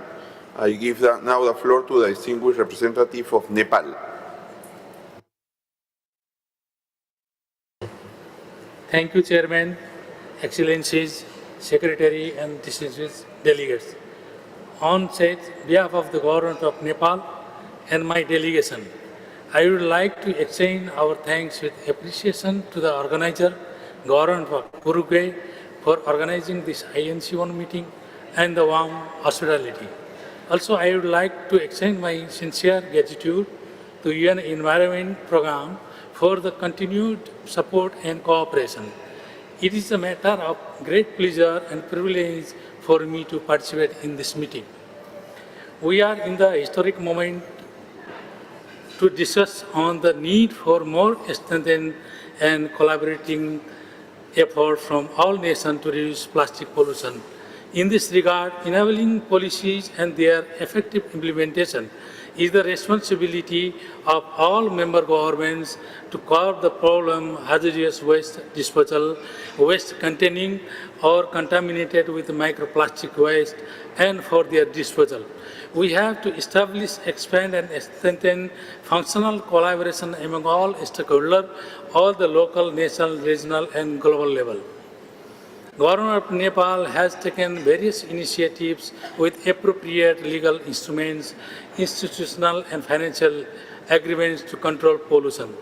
Government of Nepal had announced a complete ban of the production, import, and sale, distribution, and use of plastic bags having thickness less than 40 microns, effective from July 16, 2021. To reduce environmental production from plastic production. Also, use of cotton jutes or paper bags instead of plastic bags is made mandatory in all business houses, including shopping malls and departmental stores. Billions of plastic waste have been produced by humans so far, and much of it's up to the nature, causing harm to both living beings and the environment. A huge amount of plastic finds its way into river system and eventually into the global ocean ecology. Also, microplastic have found their way into the human food chain. In this regard, I would like to highlight the urgency to address the issue of plastic pollution. Personally, I believe that plastic pollution is going on increasing in Himalayas and mountain region. And please give attention and also include it in the INC1 documents.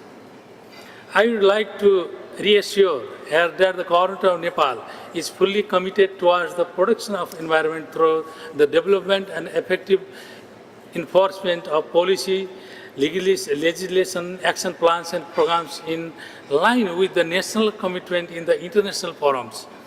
In this regard, we urge UN Environment and Development Partners to focus effort in building national capacities of least developing country and developing member states. Finally, the government of Nepal expressed its firm belief that meaningful supports and cooperation from all state members, development partners, UN agencies, and international institutions will be continued to Nepal. Thank you. I thank the distinguished representative of Nepal, and I give now the floor to the distinguished representative of Guinea.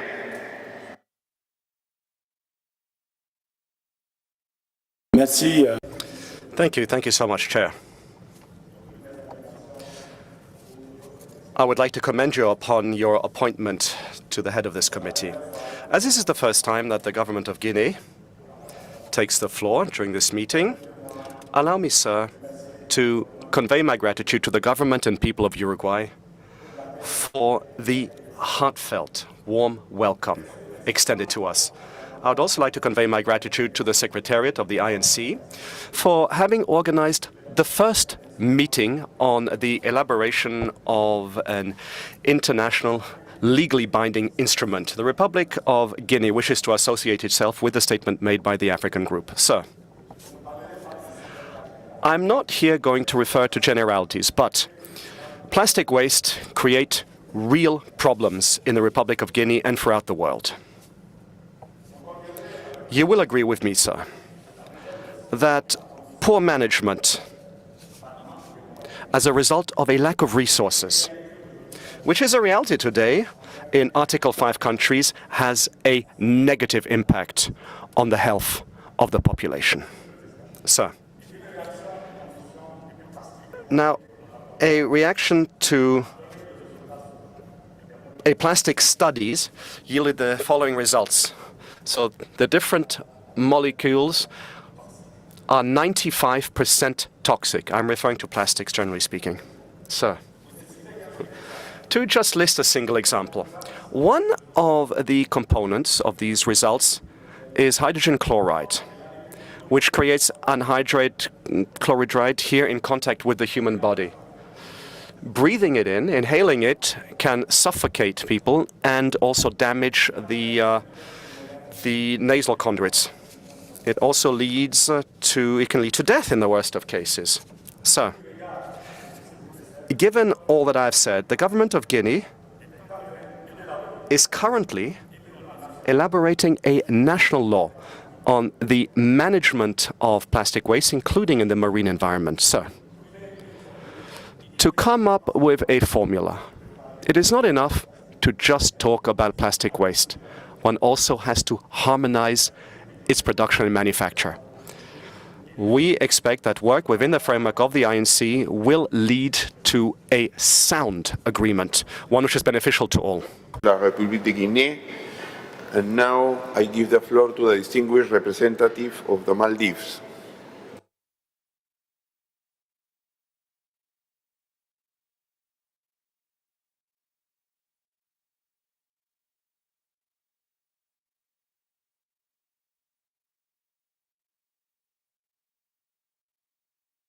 Thank you, Chair, and I congratulate on your appointment. Honorable Ministers, distinguished delegates, ladies and gentlemen, Assalamu alaikum and a very good morning to you, all of you. I wish to extend my sincere thanks to the government of Uruguay and the community of Punta del Este for the excellent arrangements for the first intergovernmental meeting to develop a legally binding instrument on plastic pollution, including in the marine environment. Excellencies and delegates, just like other developing countries, particularly small island developing countries, Maldives faces many challenges in the path to preserving our environment and sustainable development. These challenges are intensified by the geographical nature of our island nations. 80% of Maldivian islands are just a meter above sea level. Climate change and subsequent extreme weather patterns poses a threat to our well-being.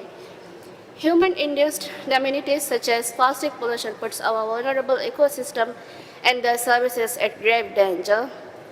This threatens our health, this threatens our livelihood, this threatens our future generations. Mr. Chair, recognizing the urgent action that is needed to protect our fragile environment, Maldives is doing its part. With the one island, one reef, and one wetland from each atoll conservation policies, Maldives has been able to assign 79 protected sites across the country. Maldives aims to achieve the net zero emission target by 2030 by installing solar panels and adopting other renewable energy resources. We target to shift the cooling sector from high global warming potential gases to sustainable, climate-friendly refrigerants starting from 2024. Furthermore, to acknowledge the environmental, social, and health impacts of plastic pollution, Maldives endorsed the Single-Use Plastic Phase-Out Plan from 2020 to 2023. This plan is a national initiative to phase out the production, import, and consumption of certain single-use plastics into the Maldives and promote the use of sustainable alternatives in the effort to protect human health and the vulnerable marine environment of the country. Under this plan, Maldives has banned the import, production, and sales of 10 problematic single-use plastics by June 2020. This plan also aims to implement market-based instruments to reduce the plastic consumption and encourage the use of alternatives. It is also one of the key objectives of this plan to promote circular economy by introducing circular economy models such as extended producer responsibility. Furthermore, the current waste management bill sets a legal framework for the consumers to pay a levy of MBR2 on all plastic bags on point of sale. This is to discourage the dependency on plastic bags and increase the use of alternatives in envisioning a plastic-free Maldives. We also believe that behavioral changes will effectively work together with the right policy instruments. Mr. Chair, to support our national efforts, Maldives seeks an ambitious global agreement on plastic pollution across the entire life cycle of plastics, considered within its scope, promoting resource efficiency, circular economy approaches, with a priority focus on addressing single-use plastics. It should also take a central place in the international efforts while facilitating cooperation, coordination, and complementarity among relevant regional and international conventions and instruments. The internationally legally binding instrument should promote the development, dissemination, and incorporation of technology, science, data, and information on plastics, and also incorporate relevant traditional knowledge, knowledge of indigenous people, and local knowledge systems, including from local communities in right-based manner. Research and development should also be forward-looking, seeking sustainable alternatives to plastic substitutes for future production. Mr. Chair, addressing these issues require building human capacity and strengthening institutional arrangements, as well as provision of adequate financing from developed countries to developing countries, especially for small island developing states. If we are to strengthen our actions for nature to achieve sustainable development goals, we need collective action. It is an easy feat neither for one government nor one country. We believe that regional as well as global cooperation is key to sustainable development. As such, let me emphasize the importance of multilateral cooperation to address the environmental challenges that extend beyond national borders. Thank you, Chair. I thank the distinguished representative of Maldives, and I now give the floor to the distinguished representative of Nigeria. Thank you very much, Mr. Chair. I bring you greetings from the great people of Nigeria and from the Honorable Minister of Environment, Nigeria. Mr. Chair, plastic is an integral part of our people, but of course, the menace is enormous. Mr. Chair, Nigeria is very much committed like never before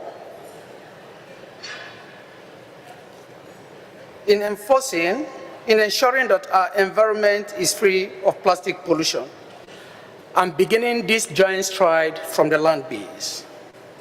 Mr. Chair, the development of frameworks to address the menace of plastic pollution cannot be overemphasized. Therefore, Mr. Chair, we urge that the issue at hand be dealt with equitably, putting into account regional and sub-regional approaches in tackling the problem of plastic pollution, including the marine environment. Thank you, Mr. Chair. I thank the distinguished representative of Nigeria. Y ahora le doy la palabra. Now I give the floor to the distinguished representative of Equatorial Guinea.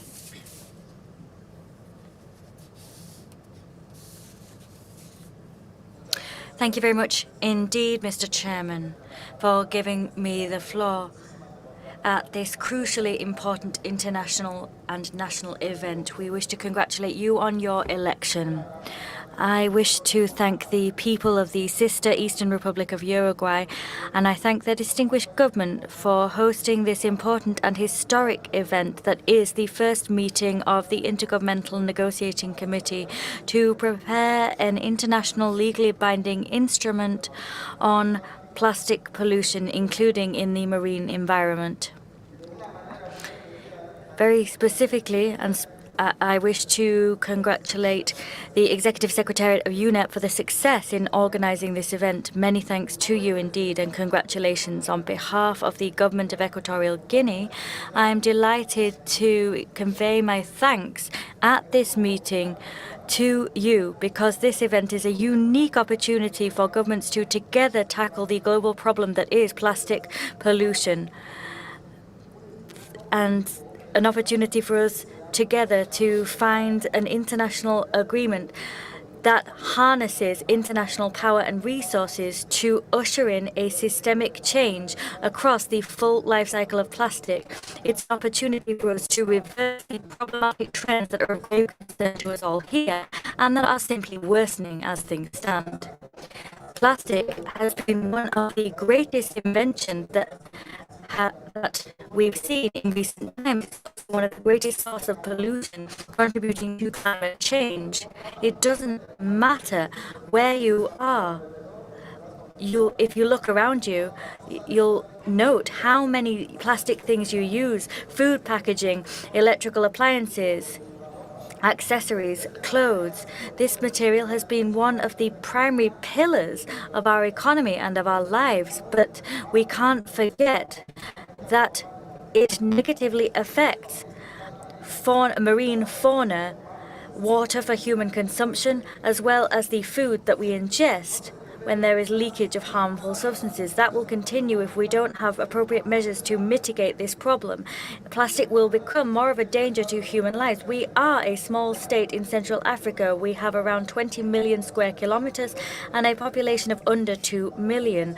Plastic pollution is patently clear in our society because a major percentage of our people are unaware of the negative environmental impacts of plastics, despite efforts made on the part of the government to increase environmental education of the nation and about the many international agreements on environmental sustainability. We've also sought to build recycling facilities and give credits to entrepreneurs in the recycling sector. However, we continue to see plastic waste dumped in wastewater courses and the open burning of these materials, and that jeopardizes human health and environmental health. Our country does not produce plastic, but rather it's an importer of plastic. The committee has to look at the role played by major plastic industry. So Equatorial Guinea, therefore, has no objection whatsoever to having this international treaty be contributed to by these contributors. And states must hold out their hands to least developed states in terms of technological transfer and in terms of financing mechanisms to ensure capacity building for these nations. We should move for a linear economy, based on plastic, to a circular economy so that we have environmental balance, ecological balance across our planet. Time has come to say goodbye to plastic pollution. Thank you, Mr. Chairman. I thank the distinguished representative of Equatorial Guinea for your very interesting interventions that highlighted the very important work being done, your general observations and aspirations for the agreement.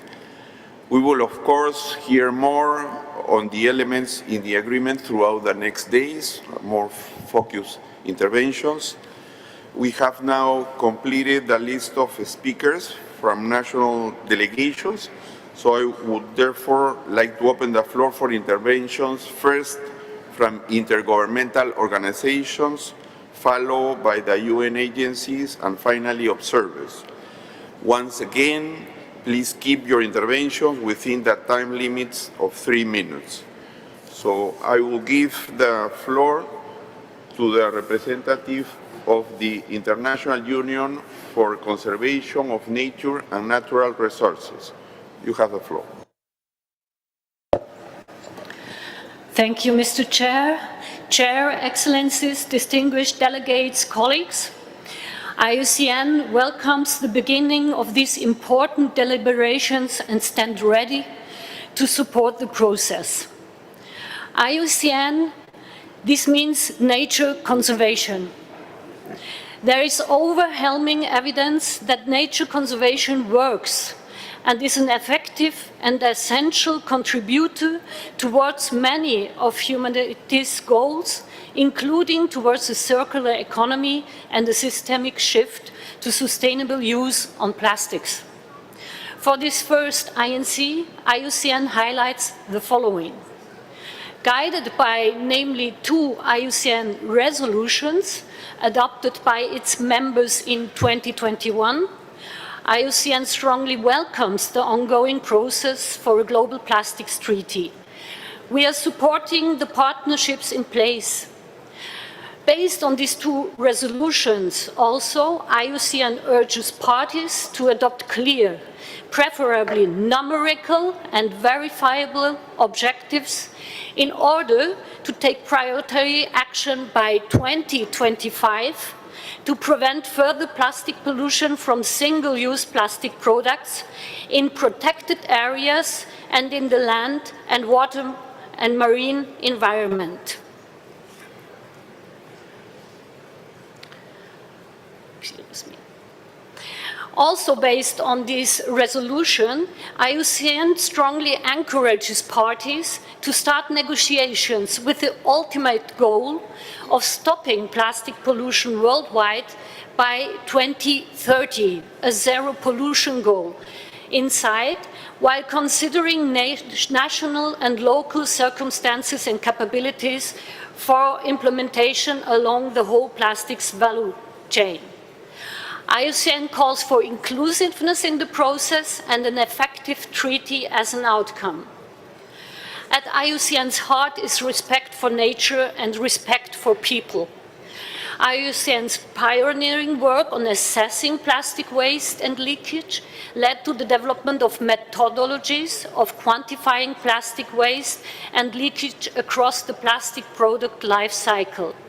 IUCN also offers the tools to guide, monitor, and measure action, including the IUCN Global Standard for Nature-Based Solutions. This could showcase the contribution of nature-based solutions towards a circular economy. IUCN's foundational, science-based, technical, legal, namely through IUCN World Commission on Environmental Law, and economic expertise and evidence is particularly well placed to connect the biosphere elements of the SDGs with a commitment to work towards more just and equitable societies.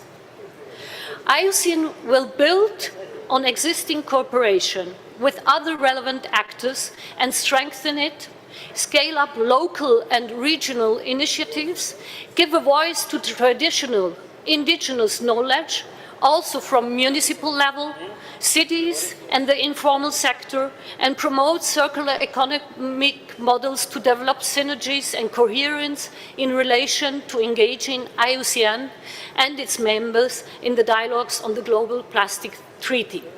Thank you so much. I thank the representative of IUCN for the intervention, and I now give the floor to the representative of the International Chamber of Commerce. Mr. Chairman, Your Excellencies, distinguished delegates, my name is Raylene Martin, and it is my honor to address you on behalf of the International Chamber of Commerce, the largest business organization representing millions of companies of all sizes and sectors in over 100 countries including small and medium enterprises that are the linchpin of the global economy. Let me start by extending our sincere thanks to the INC Secretariat for their efforts in preparing this first INC meeting and multi-stakeholder forum, and to the government of Uruguay for hosting us in this beautiful city. We heartily congratulate the Executive Secretary of the INC and the newly appointed Chair of the Bureau for their appointments, and reiterate our full support as the business community to work alongside you all, the UNEP Secretariat, all countries and stakeholders, for the imperative charge and task that lies ahead, and as we seize the opportunity for collective action and meaningful change. We fully commend the Executive Director of UNEP and her team and all countries for establishing a common goal and a critical path for a global treaty to end plastic pollution. We stand at a pivotal point in history for the future of humanity and our planet. The global business community acknowledges the importance and urgency to tackle this critical issue of plastic pollution and is already taking active steps to address it. However, much more needs to be done to leverage the energy, capacities, and expertise of the business community to scale up its actions as a positive actor for change. One key driver in this process will be an ambitious, workable, and effective legally binding instrument with global framework that would help guide and enable businesses to become positive actors in transitioning to a circular economy for plastics. The right enabling frameworks for the real economy will be key to unlock the potential in the private sector to address plastic pollution across the value chain. This includes research and development, innovation, and sustainable production. Deliberations over the coming days can help us set the stage for a successful outcome, and we urge all countries to seize this opportunity to work with business and all stakeholders to establish an inclusive, efficient, and effective negotiating process to tackle our common goals of ending plastic pollution. A coordinated, concerted, and holistic approach with respect to design, use, and reuse of plastics that is based on a common vision and shared goal will be critically needed. We acknowledge and greatly welcome the recognition of business as a key stakeholder in the process, as well as the implementation of the instrument. Distinguished delegates, dear colleagues, now more than ever, we recognize that overcoming the challenges and achieving our goals requires a collaborative effort by all stakeholders. We are pleased to be present here as we chart the way forward to create the conditions for an effective negotiating process and stand ready to engage constructively in the discussions that lie ahead to help governments find common ground in achieving the agreement's objective. Thank you. I thank the representative of the ICC, and I now give the floor to the representative of the BRS Secretariat. Thank you very much, Chair, Excellencies, and distinguished delegates. Allow me also to join others in congratulating you on assuming this very important task. I would also like to express my thanks to the government of Uruguay and also UNEP for organizing the meeting. My congratulations also go to the governments of Peru and Ecuador for their respective appointments as chair of these very important negotiations. I think we all agree that the task we have in front of us is challenging, yet I'm excited by the very strong commitments expressed by member states, the industry, civil society, and all stakeholders to take drastic actions to end plastic pollution.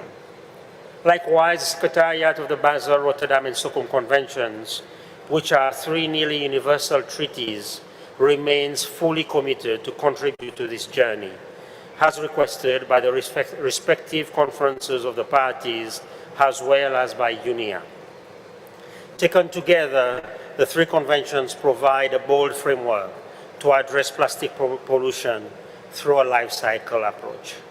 In that context, we have already developed excellent cooperation and coordination with UNEP and the INC Secretariat in the preparation of this INC1.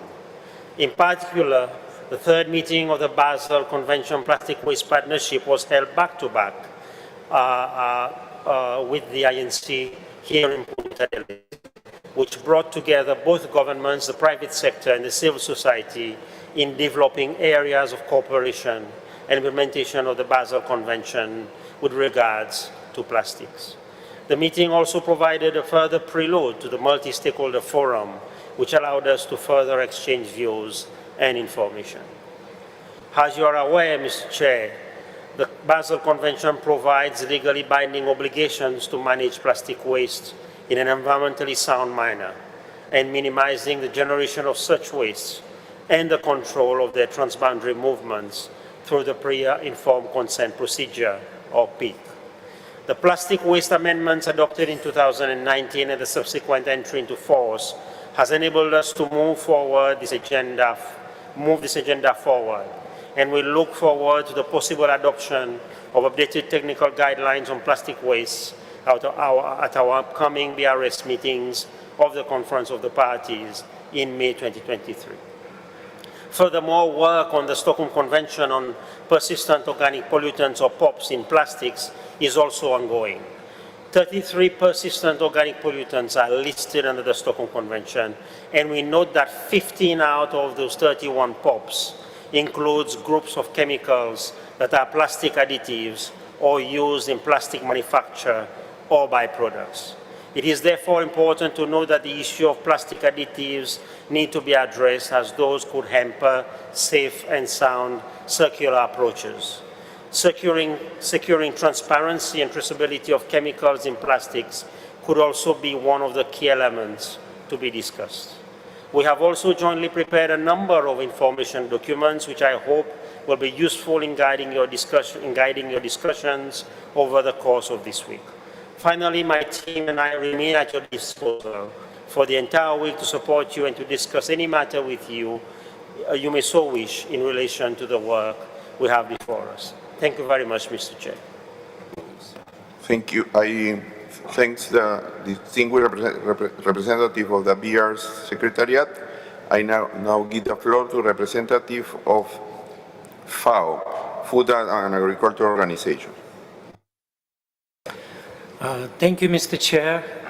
I would like to express appreciation to the government of the Oriental Republic of Uruguay, UNEP, and INC Secretariat for hosting and organizing this important international meeting.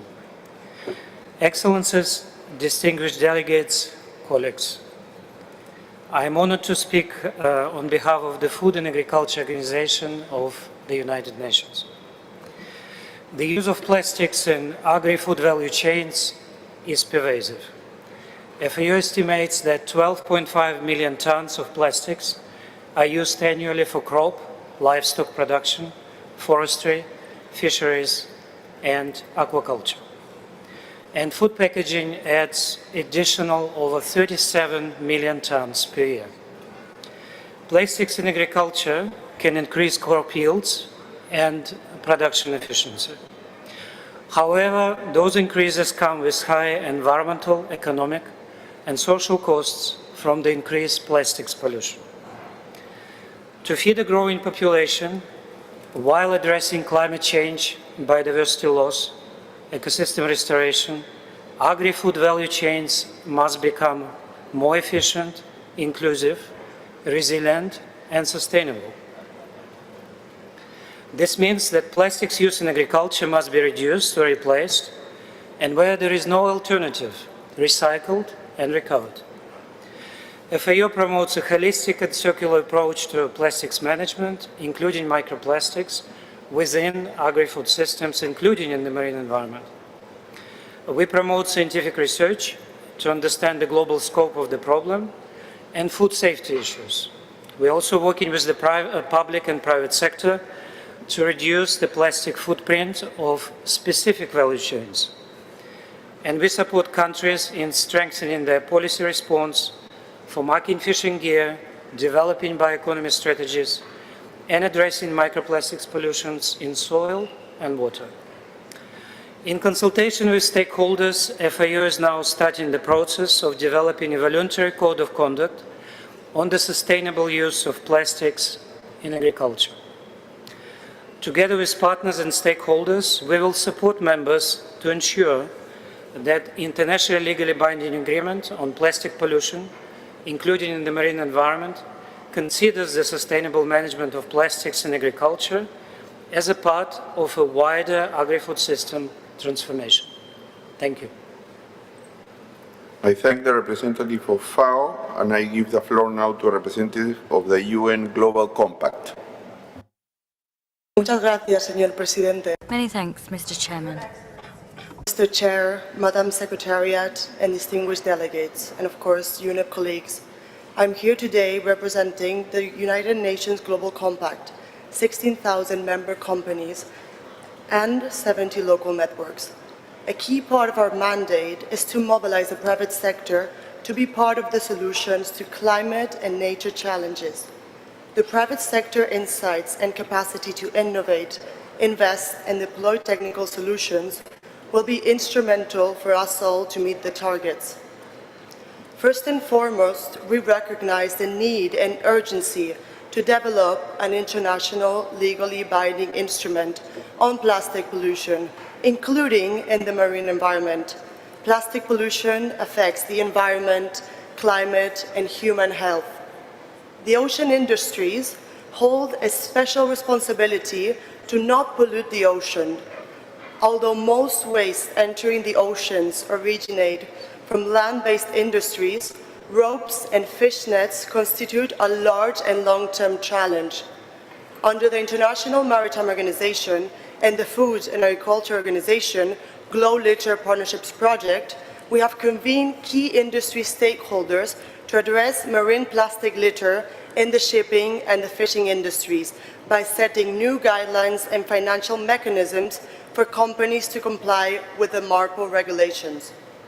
Ropes constitute 7.9% of all plastic waste in the ocean, a universal product utilized in all maritime sectors. Annually, global shipping fleets use and discard about 70 million ropes a year. For each ship owner, each captain and worker, a large amount of plastic ropes being used and disposed of at ports without a sustainable plan is a growing collective concern. To address the life cycle of plastic ropes and other waste originating from ocean operations, we need to reuse, reduce, and recycle. For all these three, we must engage and collaborate with stakeholders across the value chain, and at the same time, understand the legal landscape regulating plastic on board and at land. It is hence important that the Basel and the MARPOL Annex 5 conventions are recognized at all stages when developing a plastic treaty. We are working on developing global business standards and guidances with the IMO and the FAO, addressing the legal and business challenges and opportunities in handling ropes. This must be a science-based approach and become a market mechanism globally. Finally, an international treaty on plastic must send clear policies and regulations that take into account the full life cycle of plastics, addressing gaps that voluntary commitments cannot fill. It's critical to look into the various aspects around plastic pollution, from its production to its uses, from packaging to consumer goods, to their disposal, collection, reuse, and recycling. It's also imperative to work across regions, ensuring common standards and practices globally. Finally, in line with the ambition of the Multi-Stakeholder Forum, we would like the role of the private sector to be recognized as a part of the solution in future INC negotiations. Thank you, Mr. Chairman. I thank the representative of the UN Global Compact, and now I give the floor to a representative of the World Health Organization. Thank you, Chair. And we also wish to extend our congratulations to you for your appointment and our sincere thanks to the INC Secretariat and to our hosts, Uruguay.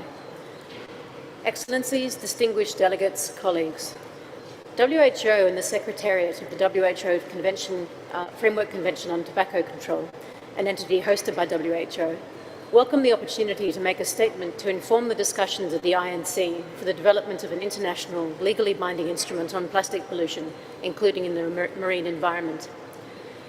The WHO Constitution tasks WHO with, among other things, serving as the directing and coordinating authority on international health work and maintaining effective collaboration with the United Nations and specialized agencies with the objective of attainment by all peoples of the highest possible level of health. The INC's mandate intersects with WHO's work across different programmatic areas, such as chemical risk assessment and regulation, including of chemicals of concern and endocrine disrupting chemicals, air pollution, particularly from the open burning of plastic and unsound waste management practices, and during the stripping and recycling of e-waste, food safety, including plastics in food packaging and contamination of food by microplastics, water sanitation and hygiene, including plastics, nano and microplastics in the water cycle and contamination of drinking water, access to essential medicines and medical devices, and in tobacco control, including plastics in cigarette filters and nicotine delivery products.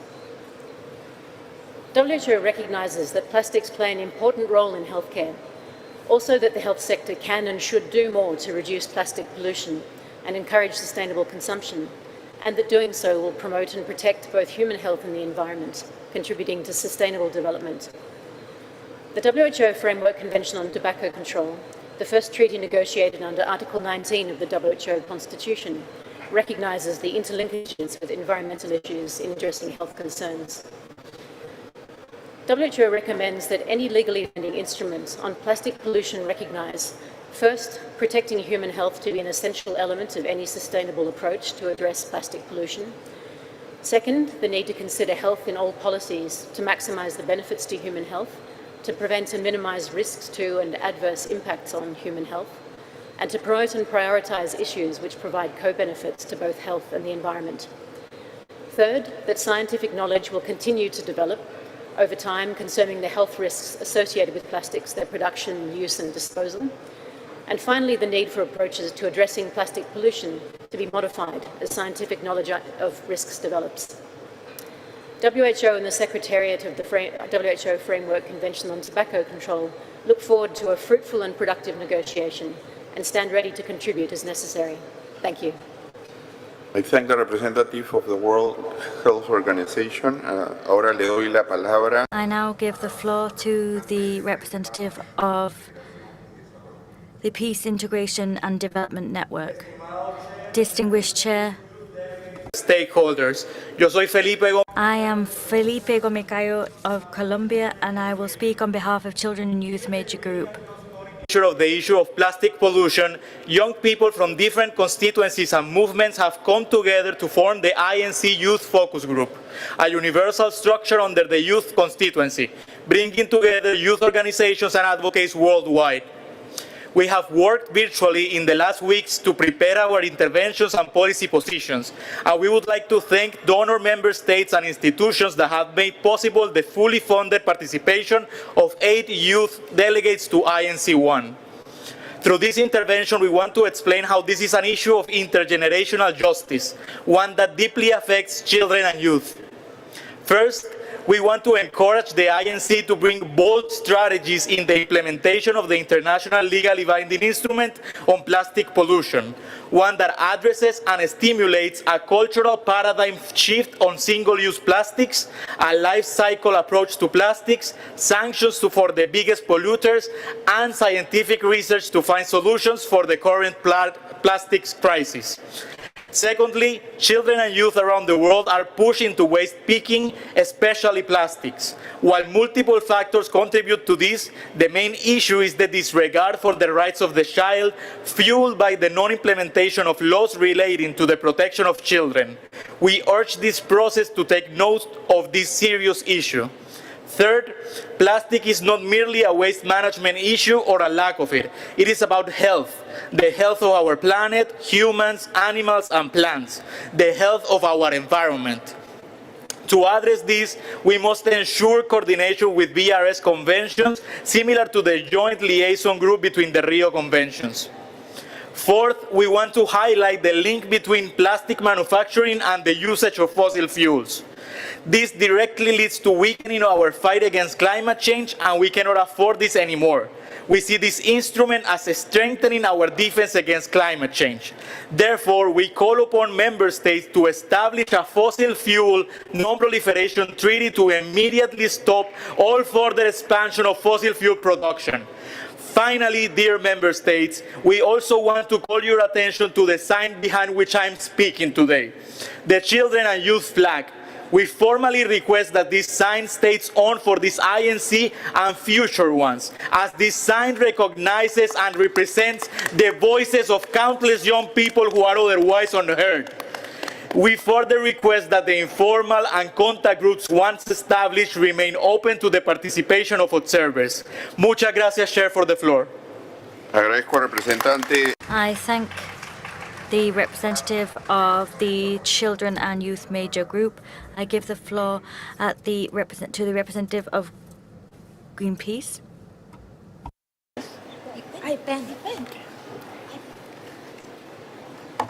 Thank you, Mr. President. Distinguished delegates, I am speaking on behalf of IPEN, the International Pollutants Elimination Network, a network of 600 health and environmental organizations in 126 countries, largely based in the Global South. Our goal and mission is a toxics-free future for all, and plastics threaten our health. The INC process should guarantee the broadest possible participation of all involved stakeholders, as stipulated in Resolution 5/14, and in line with the practice from the Minamata Convention INC. As observers, we would like to highlight that references to the UNEA major groups structure should be deleted going forward, as the INC is a country-led process and not a subsidiary body of UNEA. IPEN believes the Plastic Treaty is a vital step to make significant progress on the protection of human health, the health of other living beings, and the environment from the toxic impacts of plastics throughout their full life cycle. The treaty should focus on plastic pollution throughout the full life cycle of plastics and address both the visible and the invisible impacts of plastic materials. In order to do so, the delegates should consider building the treaty on 3 basic principles. First, to best understand what plastics pollution is, one must understand what plastic is: a material made from carbon, mainly fossil fuels, and chemicals, a complex group of mixtures of tens of thousands of chemicals, many of which are toxic. Second, the treaty should address the harmful health effects from plastics throughout their life cycle, including improving the transparency on their composition. Third, plastics contain toxic chemicals. We must recognize that toxic chemicals make plastics incompatible with a circular economy. We look forward to an ambitious and protective treaty. Our future is in your hands. Thank you, Mr. President.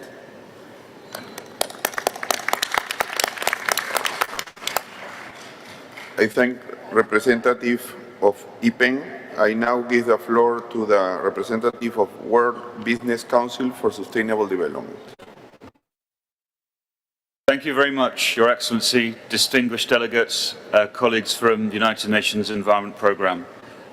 I'm speaking on behalf of the Business and Industry Major Group, which is a collection of UNEP-accredited non-profit industry associations representing the voice of the private sector globally. Business and industry represents many different companies, large and small, across all industry sectors and geographies, and throughout the full plastics value chain, from raw material producers through to consumer brands and waste management companies. We are, therefore, very well positioned to share a wealth and breadth of private sector perspectives, knowledge, and expertise. Delegates, business and industry is a critical stakeholder to help in the design and implementation of the internationally legally binding instrument. Business and industry stands ready to be fully engaged in the negotiations over the coming years, and mobilized to play its full role in turning an ambitious agreement into effective action. Business and industry is here to be a constructive and active partner in this process. We would be pleased to showcase business innovations, proven solutions, and associated investment opportunities from different markets, including emerging economies, and stand ready to collaborate in the design of policy proposals. We therefore welcome the call to actively integrate the business community into the multi-stakeholder forum, the INC process, and to help shape a complementary and inclusive action agenda.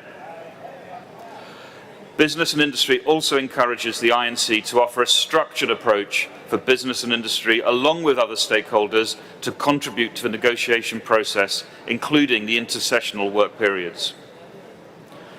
We reinforce the potential in the agreement for business and industry partnerships with governments and all other stakeholders to deliver on defined objectives enabled by effective policy, including incentives and common rules for all market participants. Through taking such a collaborative approach in the drafting and delivery of the global agreement, Member States have the opportunity to accelerate the scaling of business and industry investment and innovation to deliver on its goals. We appreciate the opportunity to participate in the multi-stakeholder forum, and we look forward to the discussions of INC1, including the scope, what should be included in the legally binding instrument, and the structure. How can the process be best structured to reach an effective agreement by the end of 2024? And one final observation, establishing a common understanding and robust definitions is incredibly important. This will create a strong foundation upon which Member States can drive a collaborative process in partnership with civil society and business and industry. Business and industry stands ready to help. Thank you, Your Excellency, and we wish you successful deliberations in the coming week. I thank the representative of the World Business Council for Sustainable Development. I give the floor to a representative of the Center for Oceanic Awareness, Research and Education. Gracias, Señor Presidente, and good morning, distinguished delegates, colleagues, ladies, gentlemen, and all gentle persons. I have the honor to address you on behalf of the NGO Major Group, and we would first like to thank the government of Uruguay for its hospitality in hosting this meeting. Our understanding of plastic and its polluting impacts on the environment, climate, human rights, and human health has evolved greatly over the years and has led us to these negotiations. One of the things that has become ever more clear is that we do not have time to waste. We are currently producing more than 400 million tons of plastics per year, and we are already drowning in plastic pollution. And that production is planned to double or even triple to many hundreds of millions of tons per year. This scale of production is already creating an urgent crisis, a common concern of humankind, and our very future hangs in the balance of these proceedings. Let's be honest, 99% of what goes into plastic is fossil fuels. Plastics are essentially fossil fuel in a different format, and we cannot address plastic pollution without addressing plastic production. We must put limitations on the amount of plastics being produced because we are already drowning. The fact is, our society is overflowing with plastic, and we have allowed this to happen. It is more than just an indulgence, however. It is literally killing people. A clean, healthy, and sustainable environment is a recognized human right, and a right for all, not just a privilege for some. Dr. Marcos Oriana, UN Special Rapporteur on Toxics and Human Rights, has noted that there are human rights infringements across the entire life cycle of plastic, and we've seen and heard that these effects are most dire for vulnerable communities. Industry must stop producing toxic materials and stop using toxicants in the production of plastics.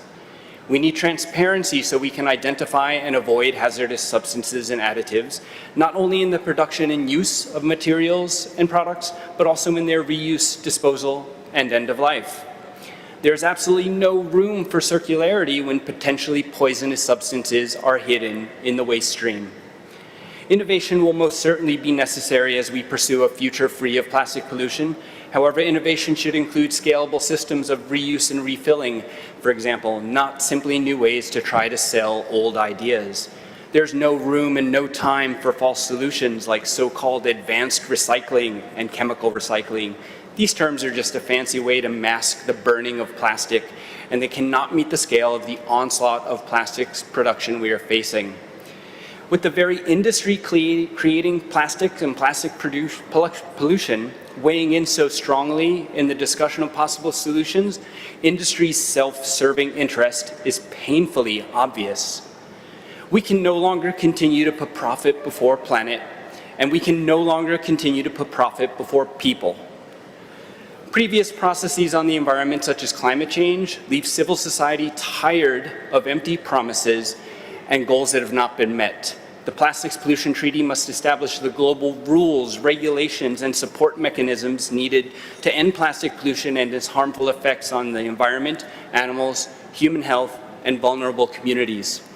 We will judge the treaty not by what it promises, but what it actually does.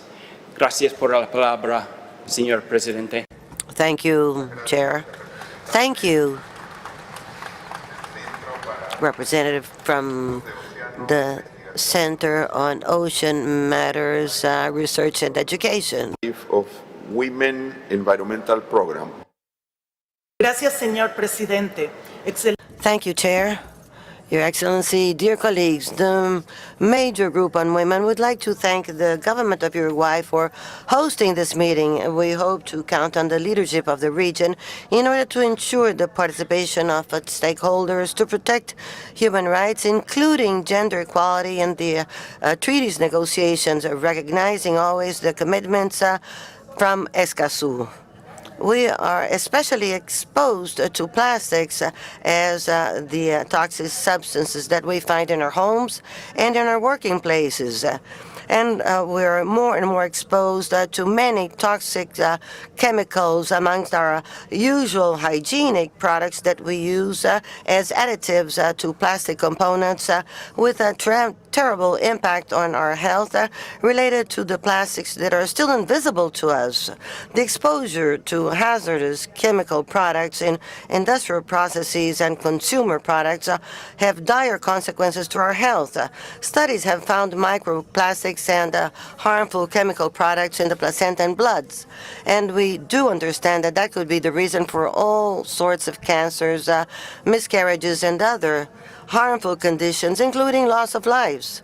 We do know that the production of plastics is on the rise. The diagnosis of weakening and chronic diseases are also on the rise.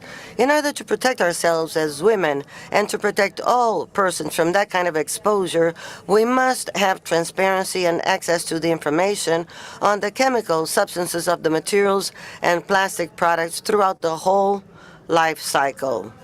We cannot recycle ourselves to leave the problem behind. The scale we are finding is overwhelming, and this production is now doubling or even being multiplied by 3 in the next decades.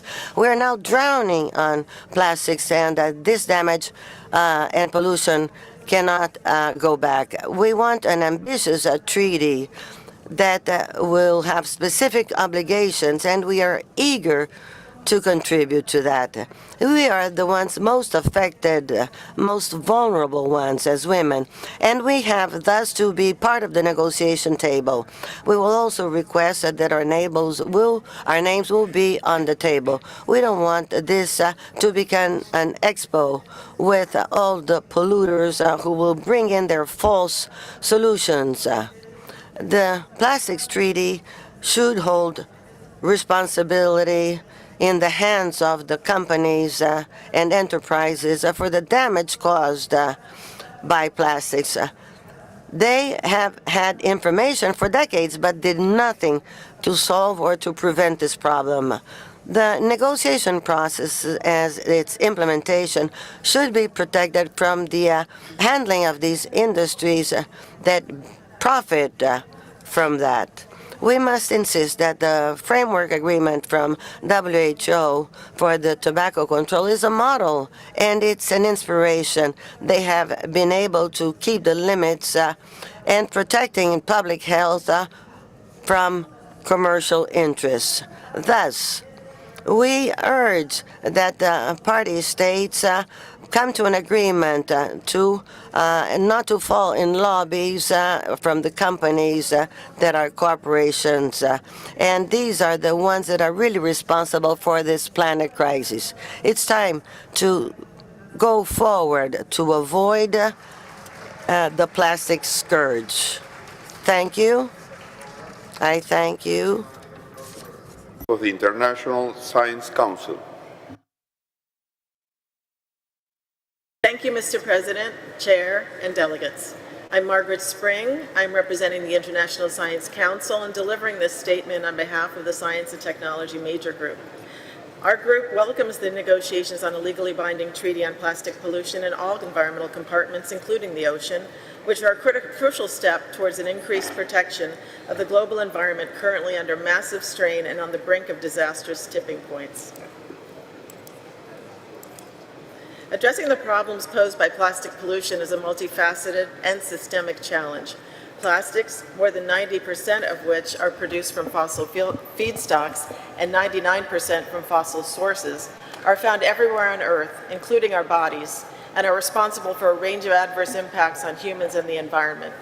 This global problem requires legally binding global commitments and action, and we call on governments to ensure that the intergovernmental negotiation process is informed by robust, independent, updated, peer-reviewed, and multidisciplinary scientific evidence, including traditional and indigenous knowledge to inform deliberations, decisions, and implementation of commitments. A systems approach is required to address the global plastic pollution crisis in a comprehensive way. Solutions and actions are required immediately, as plastic pollution is one of the most pressing human health, human rights, environmental crises we face. Action must be informed by integrated, multidisciplinary scientific evidence, looking at the different aspects of plastics across the full life cycle and its wide-ranging impacts. Indeed, UNESCO Resolution 514, paragraphs 4D and F, recognize the importance of ensuring that the development of this treaty is informed by the best available scientific information, including traditional knowledge, knowledge of indigenous peoples, and local knowledge systems. We acknowledge the numerous statements in the process thus far that have emphasized that transparent and trusted advice from science will be essential to craft an effective treaty. Ensuring the effectiveness as well as the successful implementation of this treaty will benefit from the establishment of a scientific assessment and advisory mechanism for monitoring and reviewing progress, providing policy-relevant best available evidence and guidance from across the natural and social sciences, and assessing potential solutions in a diversity of contexts against a harmonized set of quantitative and qualitative metrics. This scientific assessment and advisory mechanism should be structured to facilitate scientific engagement and to ensure transparent development and delivery of the best available science in a timely way, starting with the INC process. Such activities could occur alongside or between INC meetings and include hosting science workshops, organizing delegate briefings, convening policymakers to solicit key questions, preparing scientific and technical summaries, catalyzing research and analysis on sources and solutions, and engaging the broader public in such discussions to assure a strong science policy society interface. Finally, we wish to stress that there is enough scientific evidence to act now. For instance, the health effects of chemicals used in plastics have been extremely well documented in multiple reports by independent scientific entities. There will always be uncertainties, and the precautionary principle must be applied. Thank you very much for your attention, and we stand ready to contribute to the process and ensure that negotiations and actions moving forward effectively engage science and scientists around the world. I thank the International Science Council. Now I give the floor to the representative of the Global Alliance of Waste Pickers, Observer 39.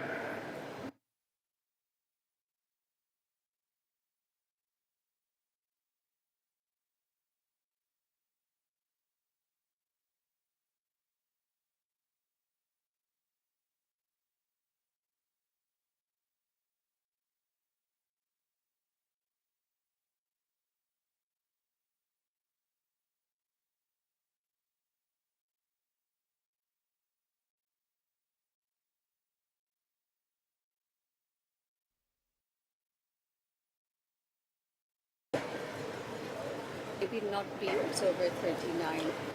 Is the Global Alliance of Waste Pickers? Please give him the floor. He's raising his hand. Where is the hand raised? It's Gaia. It's Gaia. Sure. Thank you very much, Your Excellencies, delegates. Gaia is a network of grassroots groups, national and regional alliances representing more than 1,000 organizations from 92 countries working towards a just zero waste world. It is our opinion that a successful INC1 will, one, deliver a negotiations roadmap that prioritizes reducing plastic polymer production and a just transition. Time allocation is decisive, and only a negotiation schedule that makes ample time for reduction and just transition will deliver a treaty that is effective on those fronts. Secondly, INC1 should decide on a specific convention that blends binding global obligations, including reduction targets with national action. National action must build the reuse and toxic-free mechanical recycling infrastructure and systems needed to reduce plastic production, end plastic pollution and waste colonialism, and deliver a just transition for affected informal and formal workers. Thirdly, it should establish a framework to ban plastic polymers, additives, products, and waste management processes that harm human or environmental health or perpetuate waste colonialism, including those that worsen toxic pollution or circulate toxics in the economy, threaten water security, or deepen environmental injustice. Example, waste-to-energy incineration, gasification, pyrolysis, and other so-called chemical recycling and plastic waste exports. Finally, it should ensure a meaningful and direct participation for civil society through financial and interpretation support for participation in negotiations as observers and access to contact groups for civil society to make suggestions that member states can support. Special attention must be given to waste pickers, fence line and frontline communities, indigenous and traditional communities, and women. Thank you for your attention. Thank you to the representative of the Global Alliance of Waste Pickers. I now give the floor to the representative of the International Trade Union Confederation.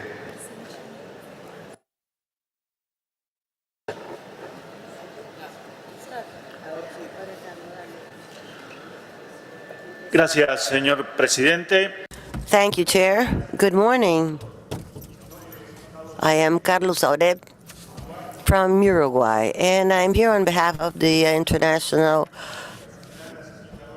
Group for Waste Pickers.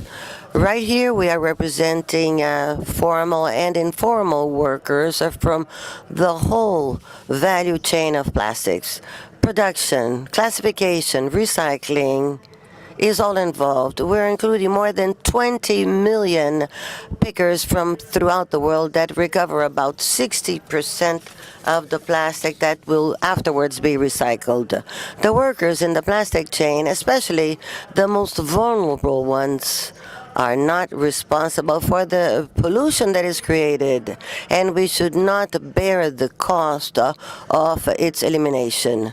The pickers can be seen as people who participate, whether individually or not, in separating, classifying, transportation, and the selling material that has been recycled and that can be reused, whether that be formally or informally, as independent workers or in another kind of environment, but always with a solidarity society. We come from poor, humble backgrounds. We have classic workers who have survived from abuse and violence. They have been oppressed from minorities, from ethical minorities and indigenous groups. We demand a fair transition with a clear definition for all workers in the plastic chain. And I'm especially talking about for the plastic pickers and their families who are usually in informal works and in cooperatives. A fair transition that would create new, dignified means of work, respecting the basic rights of all workers, ensuring a good wage and social security. I'm including all pickers and their families, recognizing their historic input. We want mechanisms for training that will respect their own situations and financial input for all that have been affected, especially the pickers. We want an effective participation of all workers in the plastic chain in negotiations. I'm especially talking about the recycles, and that recognition should start by the funding from UN of the delegation of recycles in the next events of this treaty. This is a tremendous opportunity not only to end with the plastic pollution, but also to bring in a dignified work and social justice as a pillar that should be part of the plastic chain. We also request that we all have our IDs on our tables during this event. Thank you very much. Thank you, Representative from the International Trade Union Confederation. Almost to the end of our session. Because of the time, I have to recognize that some stakeholders didn't have the opportunity to intervene, but during the week we will give them opportunity in the most focused discussions. They will have preference on this. Given time, I suggest that we open our discussions on elements for the agreement tomorrow morning at 10 o'clock. However, I would like to inform you of how I propose to proceed. So tomorrow we will discuss in more detail the topics outlined in the scenario note yesterday in the following order, namely scope, objectives, and broad options for the structure of the instrument.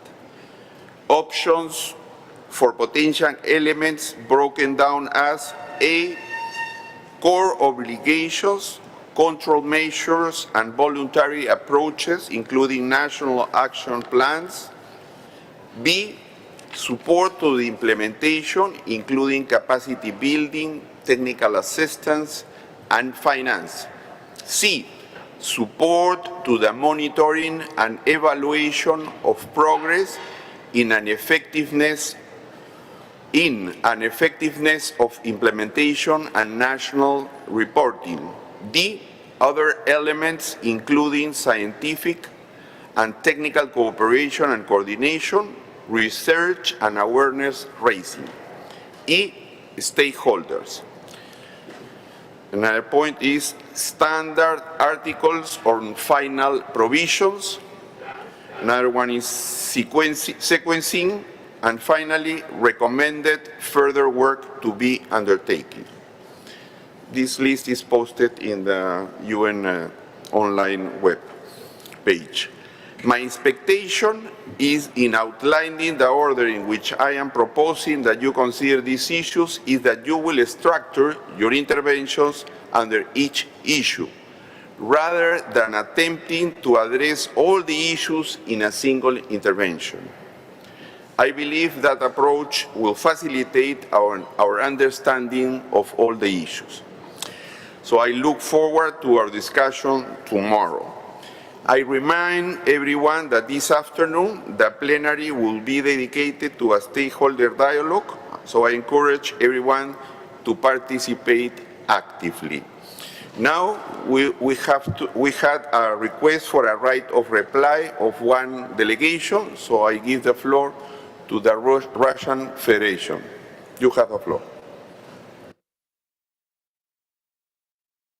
Thank you, Mr. Chairman.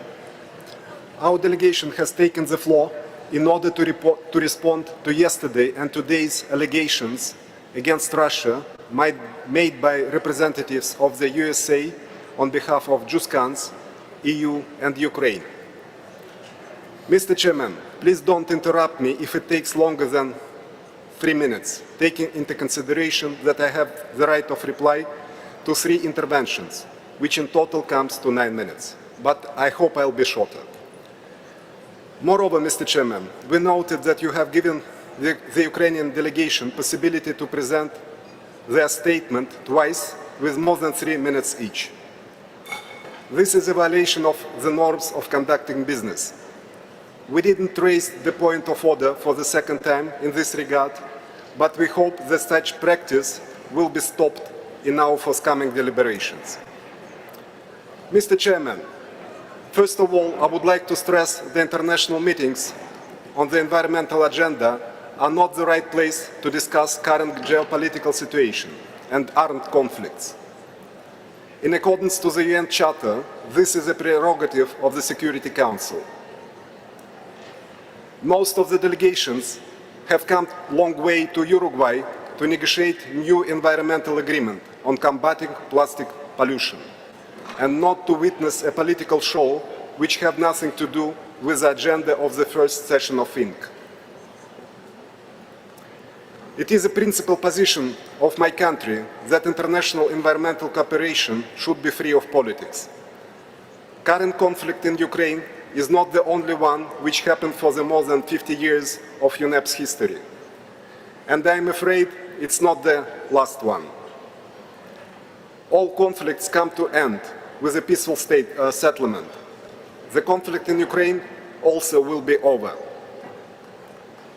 But our common work on new environmental agreement on combating global plastic pollution is aimed at well-being of Mother Nature and many new human generations which will come after us.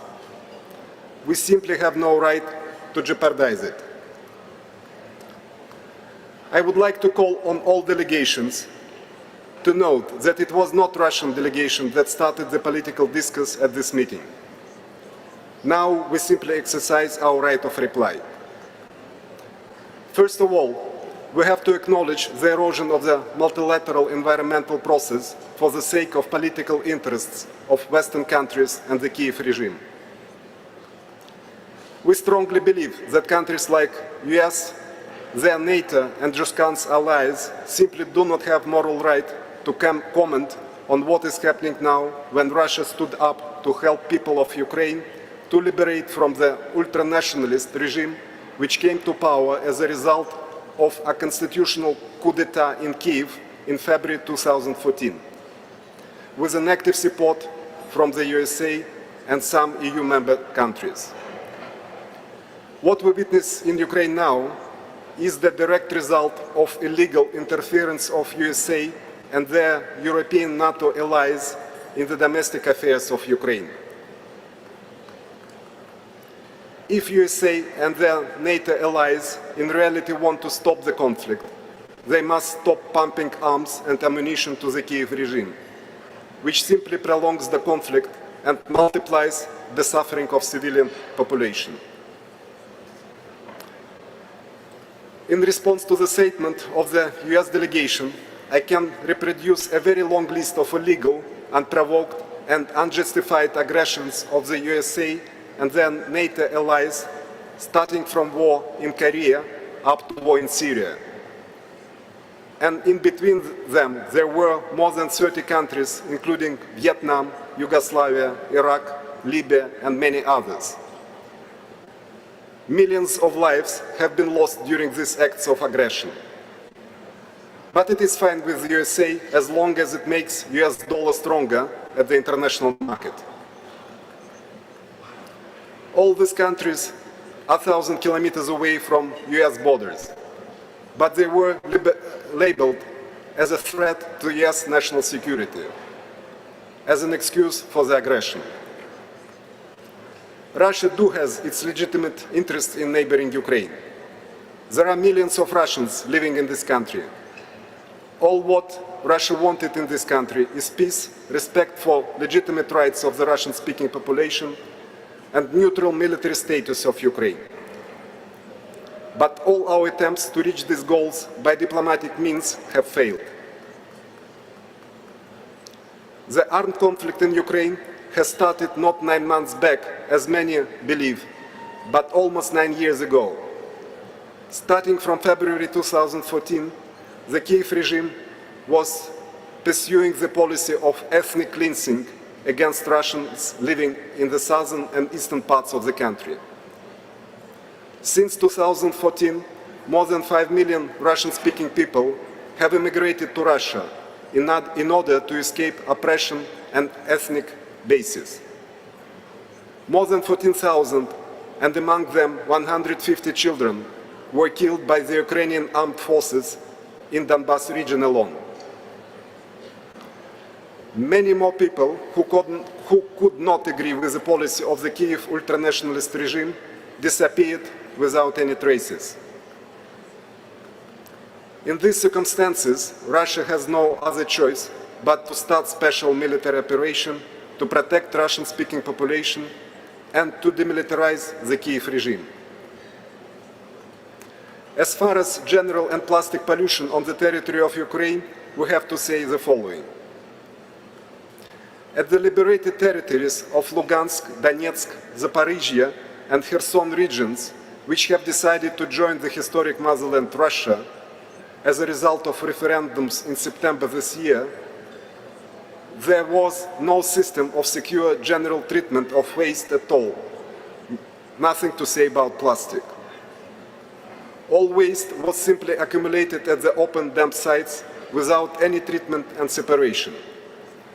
Only now, when these territories are liberated, along with the reconstruction of civilian infrastructure, Russia has started to introduce and build systems of separation of waste and treatment of plastic waste accordingly. For example, in the liberated city of Mariupol alone, we have supplied 88 garbage trucks and more than 9,000 garbage containers and other special machines to collect and treat waste accordingly, with one of the aims to separate and extract plastic from recycling. And to conclude, Mr. Chairman, one more time, I would like to ask all involved delegations to stop using our meeting as a venue for political accusations which have nothing to do with the agenda ahead of us. Mr. Chairman, our delegation will send this intervention in written form to the Secretariat to be uploaded on the website. Thank you very much.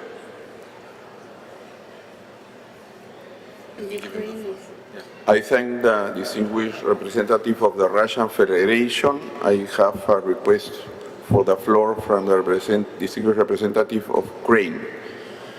I give Ukraine the floor, and I urge, in exercise of the right of reply, and I urge you to stick to the 3-minute time, please. Thank you, Mr. Chairman, distinguished participants.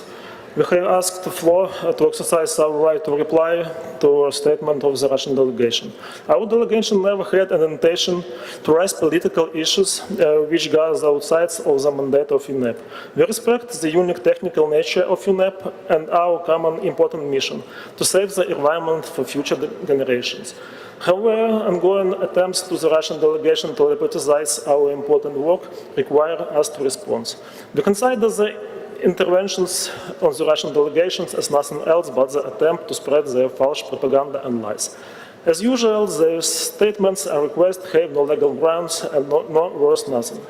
Again and again, the minions of Kremlin regime try to disturb our extremely important work. At more than 9 months, criminal authorities in Moscow have been trying to destroy the unique ecosystem of my country.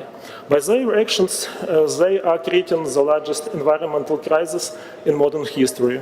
Even more, this cruel and insane regime tries to threaten the entire global community with the nuclear weapons. They want us to give up, to forget about our dreams and goals. They are ready to destroy the entire humanity for only one reason, to create their colonial empire.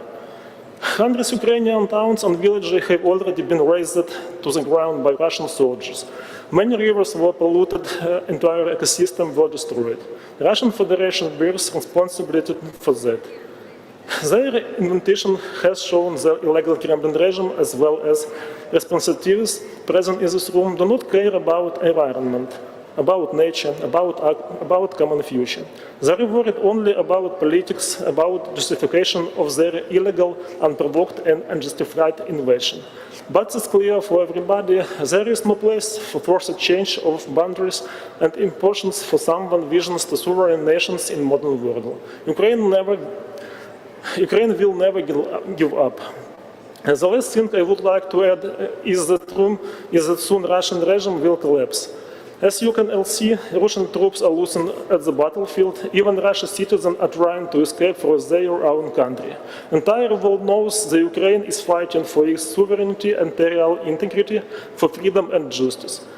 Very soon the truth will prevail, and all those who support illegal Kremlin regime will be brought to the justice in The Hague.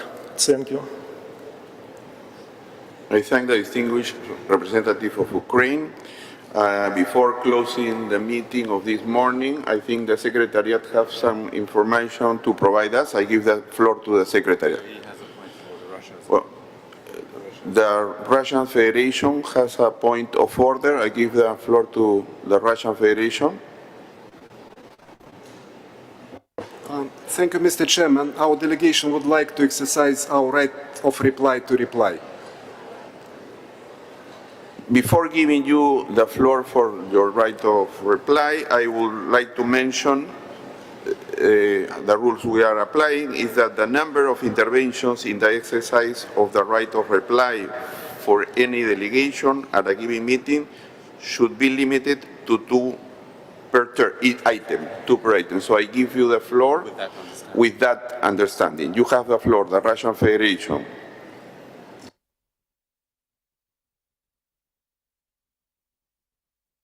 Thank you, Mr. Chairman. Once again, the delegation of Ukraine tried to further politicize the work of our meeting by accusing us of doing this. We call upon all delegations present here today to take note that that was not us who have started the political discourse. We were simply replying to false accusations, and we'll do it again.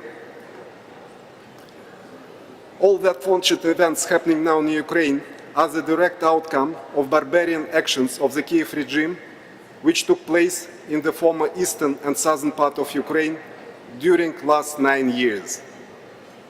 One more time, I have to underline that the current Kiev regime came to power as a result of illegal, violent coup d'etat in February 2014, with the direct support of the USA and their NATO European allies. Before accusing us, we recommend to look at the actions of the Kiev regime accountable for massive acts of oppression, if not genocide, against Russian-speaking population. Russia is simply responding to the criminal actions of the Kiev ultranationalist regime. Let me remind you that one of the first barbaric acts of the supporters of the regime was to burn alive more than 40 Russian-speaking civilians in the city of Odessa on May 2, 2014, who participated in a peaceful demonstration against overthrow of the legitimate authority in the country.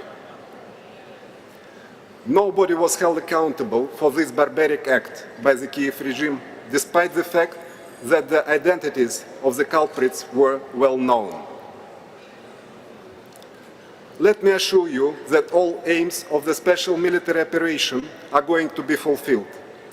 And never again Ukraine is going to become a breeding ground for ultranationalist ideology. And at the end of my intervention, once again, I would like to call on the delegations involved in this exchange of views to stop politicizing the session and concentrate on the substantive matters which we have to discuss during this week. Thank you, Mr. Chairman. I thank the representative of the Russian Federation. So, as I mentioned before, I will give the floor to the Secretariat to give us some information.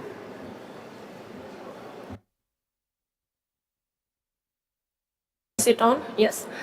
Informal consultations by the Chair on Rule 37 of the draft rules of procedure will take place from 1 to 3 in Auditorium 3, so it will be right after this session. This meeting will be in hybrid format and a Teams link is available. For GROLAC regional meetings today, it will take place in Auditorium 5 from 6 to 7 p.m.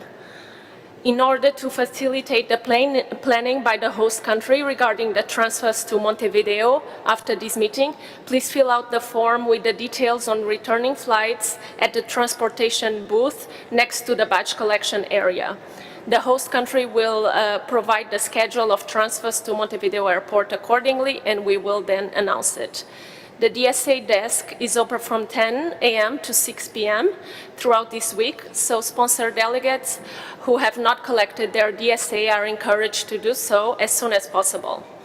Because COVID-19 is still with us, it is strongly recommended that participants wear masks in the meeting rooms and common areas. The prayer area is left of the interpretation receiver distribution desk. The information sessions organized by the host country for today are the WWF establishing common rules for an effective treaty on plastic pollution. This will take place at 1 p.m. The other session is the Business Coalition from voluntary to mandatory actions, the business case for a global plastic treaty, which will take place at 2 p.m. Both information sessions will take place in Auditorium 2. Uruguay, as the host country, is hosting a reception this evening at 7 p.m. in the foyer of the conference center. The reception is open to all delegates, so you are all invited to join. Thank you. Thank you very much. The meeting is adjourned.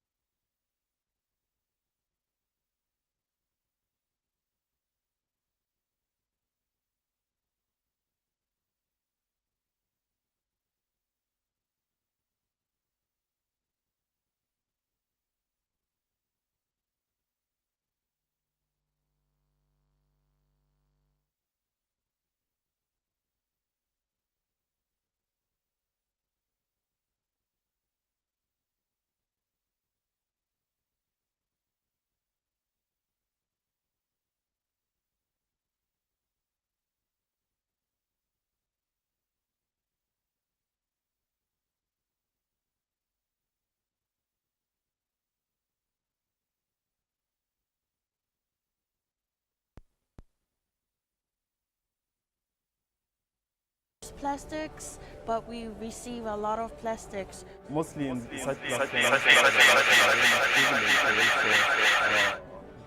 be part of such treaty negotiation processes. So I think this is a very big, one of the most historic moments for us. Now the solutions are there and they're going to be in this room, and I'm really excited to hear what they have to say, all the way from the people who are dealing with the design of those products, for example, the chemists in the laboratories, but also from the informal sectors who are actually trying to solve this problem in their community.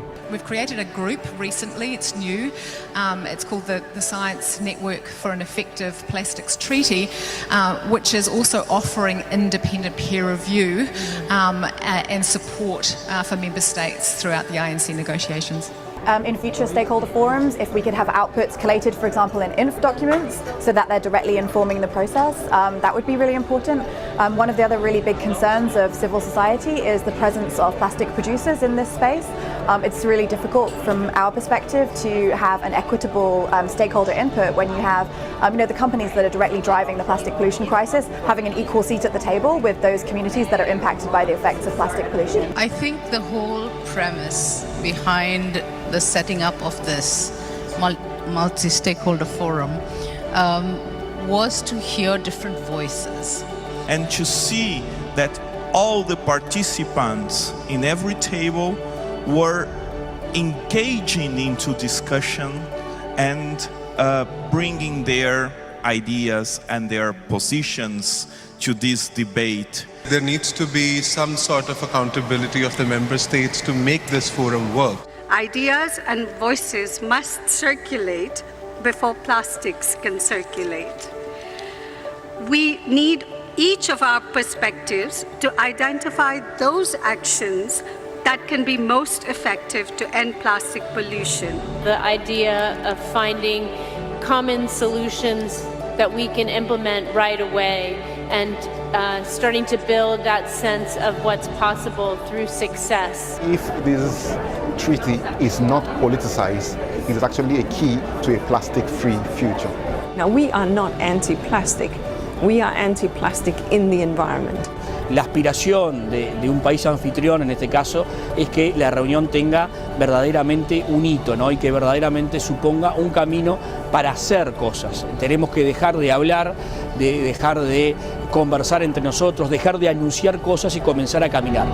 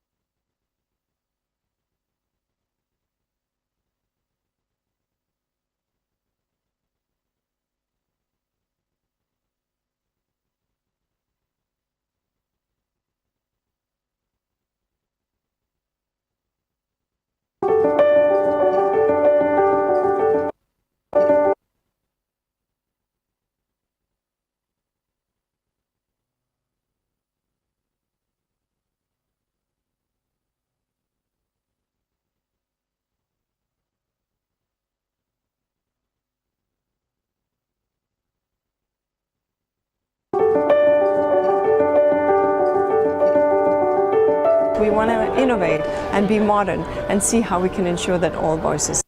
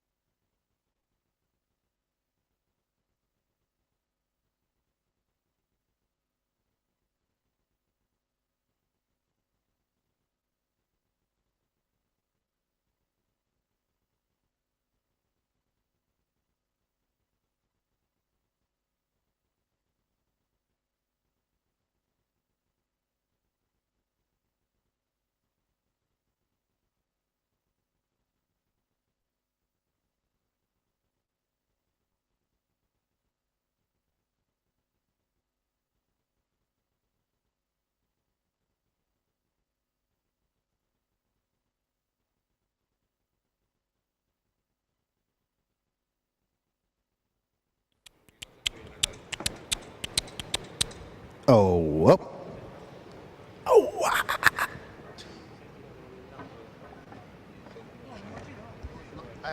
Alejandro, son al final 6 los micros en total que precisas. Son en total 6, 4 de mano y 2 con Ok.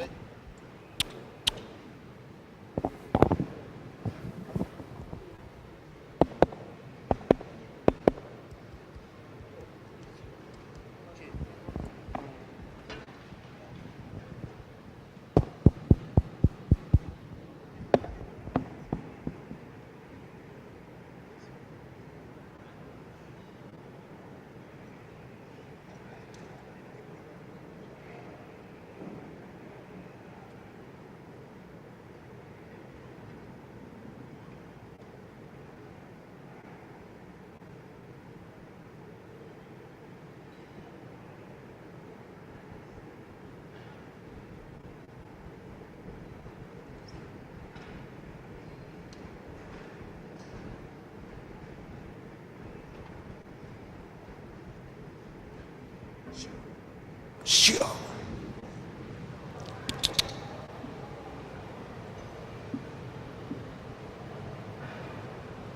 Oh, oh, oh.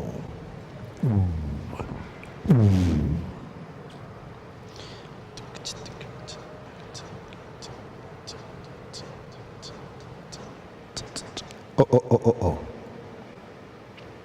Oh, oh, oh. Oh. Oh, oh, oh, oh. Oh, oh, oh, oh, oh. Oh. Oh, oh, oh, oh, oh, oh, oh, oh, oh, oh, oh. Oh, oh, oh, oh, oh, oh. Oh.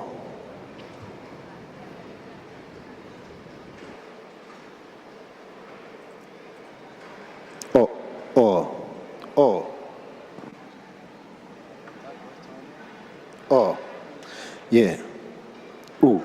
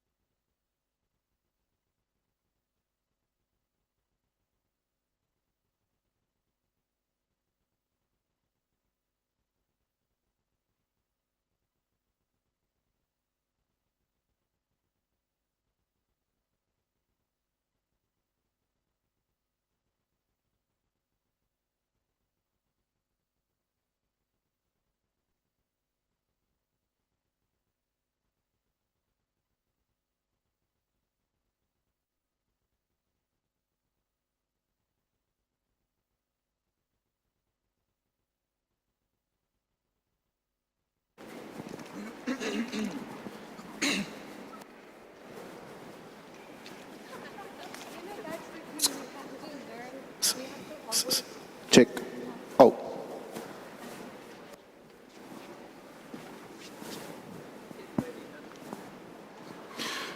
Hola, sí. Sí, 1, 2.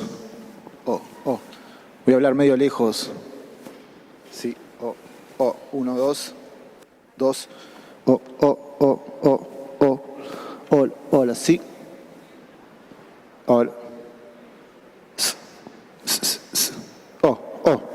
¿Tengo monitores? Sí, sí, oh, hola, sí, hola. Ah, igual está bien, está bien. Hola, hola, hola, hola. A ver ahí. Hola, sí, hola. 1, 2, hola, sí, hola, hola, hola, hola. No, háblame por un mic. Hola, hola, hola, hola, sí, sí, sí.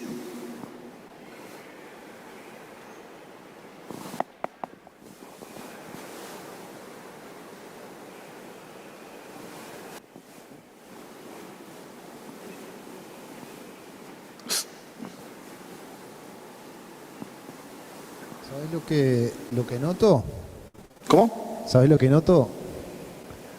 Se barre un poco, ¿sabes? No sé qué decís. Que se barre un poco el... ahí. Probalo ahí. Hola, hola, hola. Sí, hola, hola. 1, 2, hola. Hola, hola, hola. Es por RF eso. Sí, estoy escuchando un poquito ahí. Hola, hola, hola, hola. Hola, hola. ¿Quedaron conectadas las antenas? Sí. Sí, no tenía que andar. ¿Qué? Hola, hola, hola. Oh, oh. Oh, sí. Oh, oh. Hola, sí.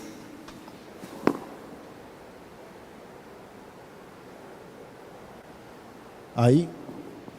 Hola, hola, sí. Sí. Capaz cuando los bajan. Probalo ahí.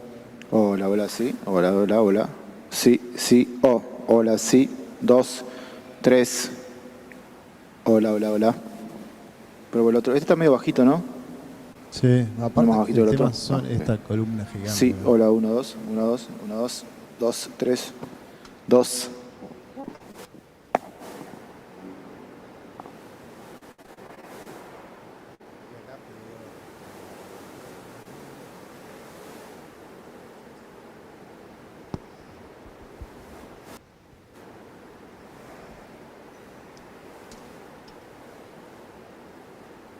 Voy a correr la antena para allí. Dale.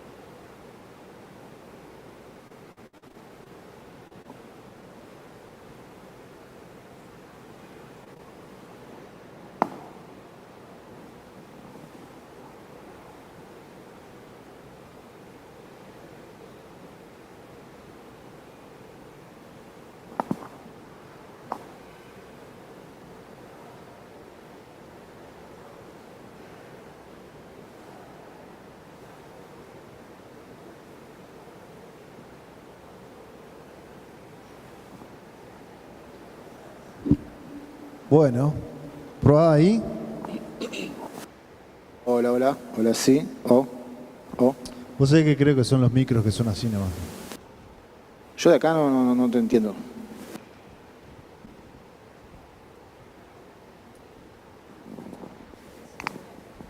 Hola, hola, sí, sí, sí.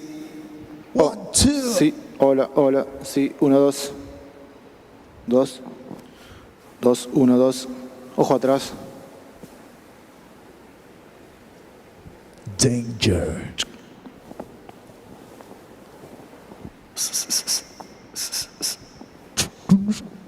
Oh.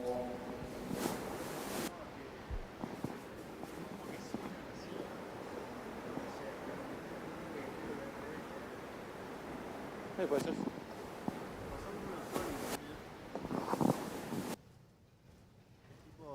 Hacían algo parecido.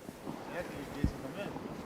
Sí, no, es una segunda que son medio buenos, ¿no? O sea, no es que sean animales de buenos, pero nada, son medio. Pasan unos Sony, loco, y sonaban así. Fíjate, vení conmigo y... No quiere. ¿No? Ahí empezamos. ¿Tengo acá, no?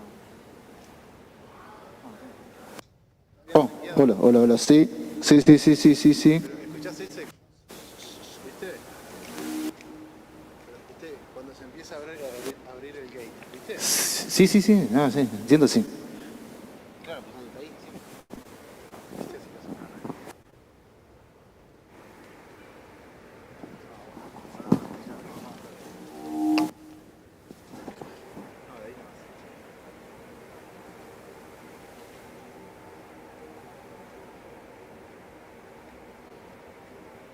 Está más bajo.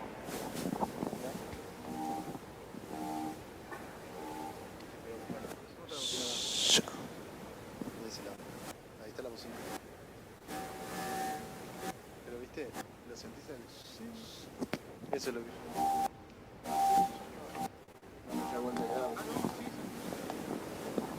I'm sorry. No, pero de antenas también, de recepción.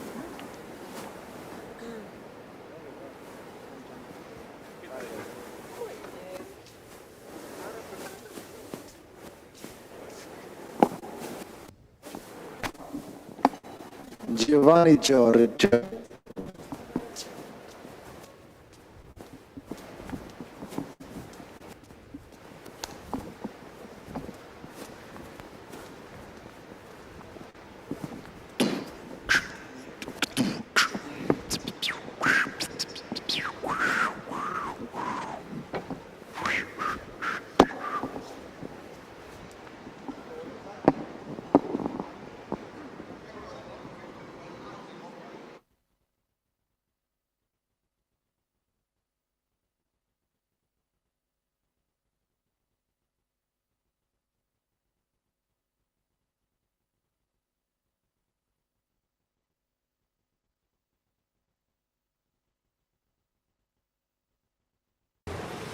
Yes. Yep. En el... Dale ese. English.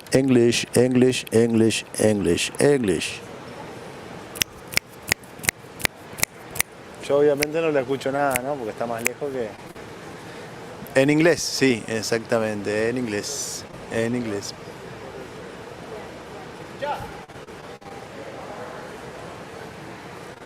Canal 1.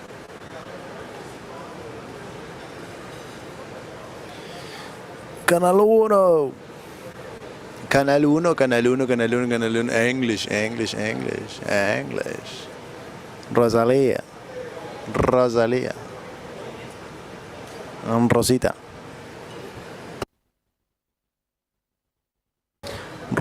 Rosita. Rosy.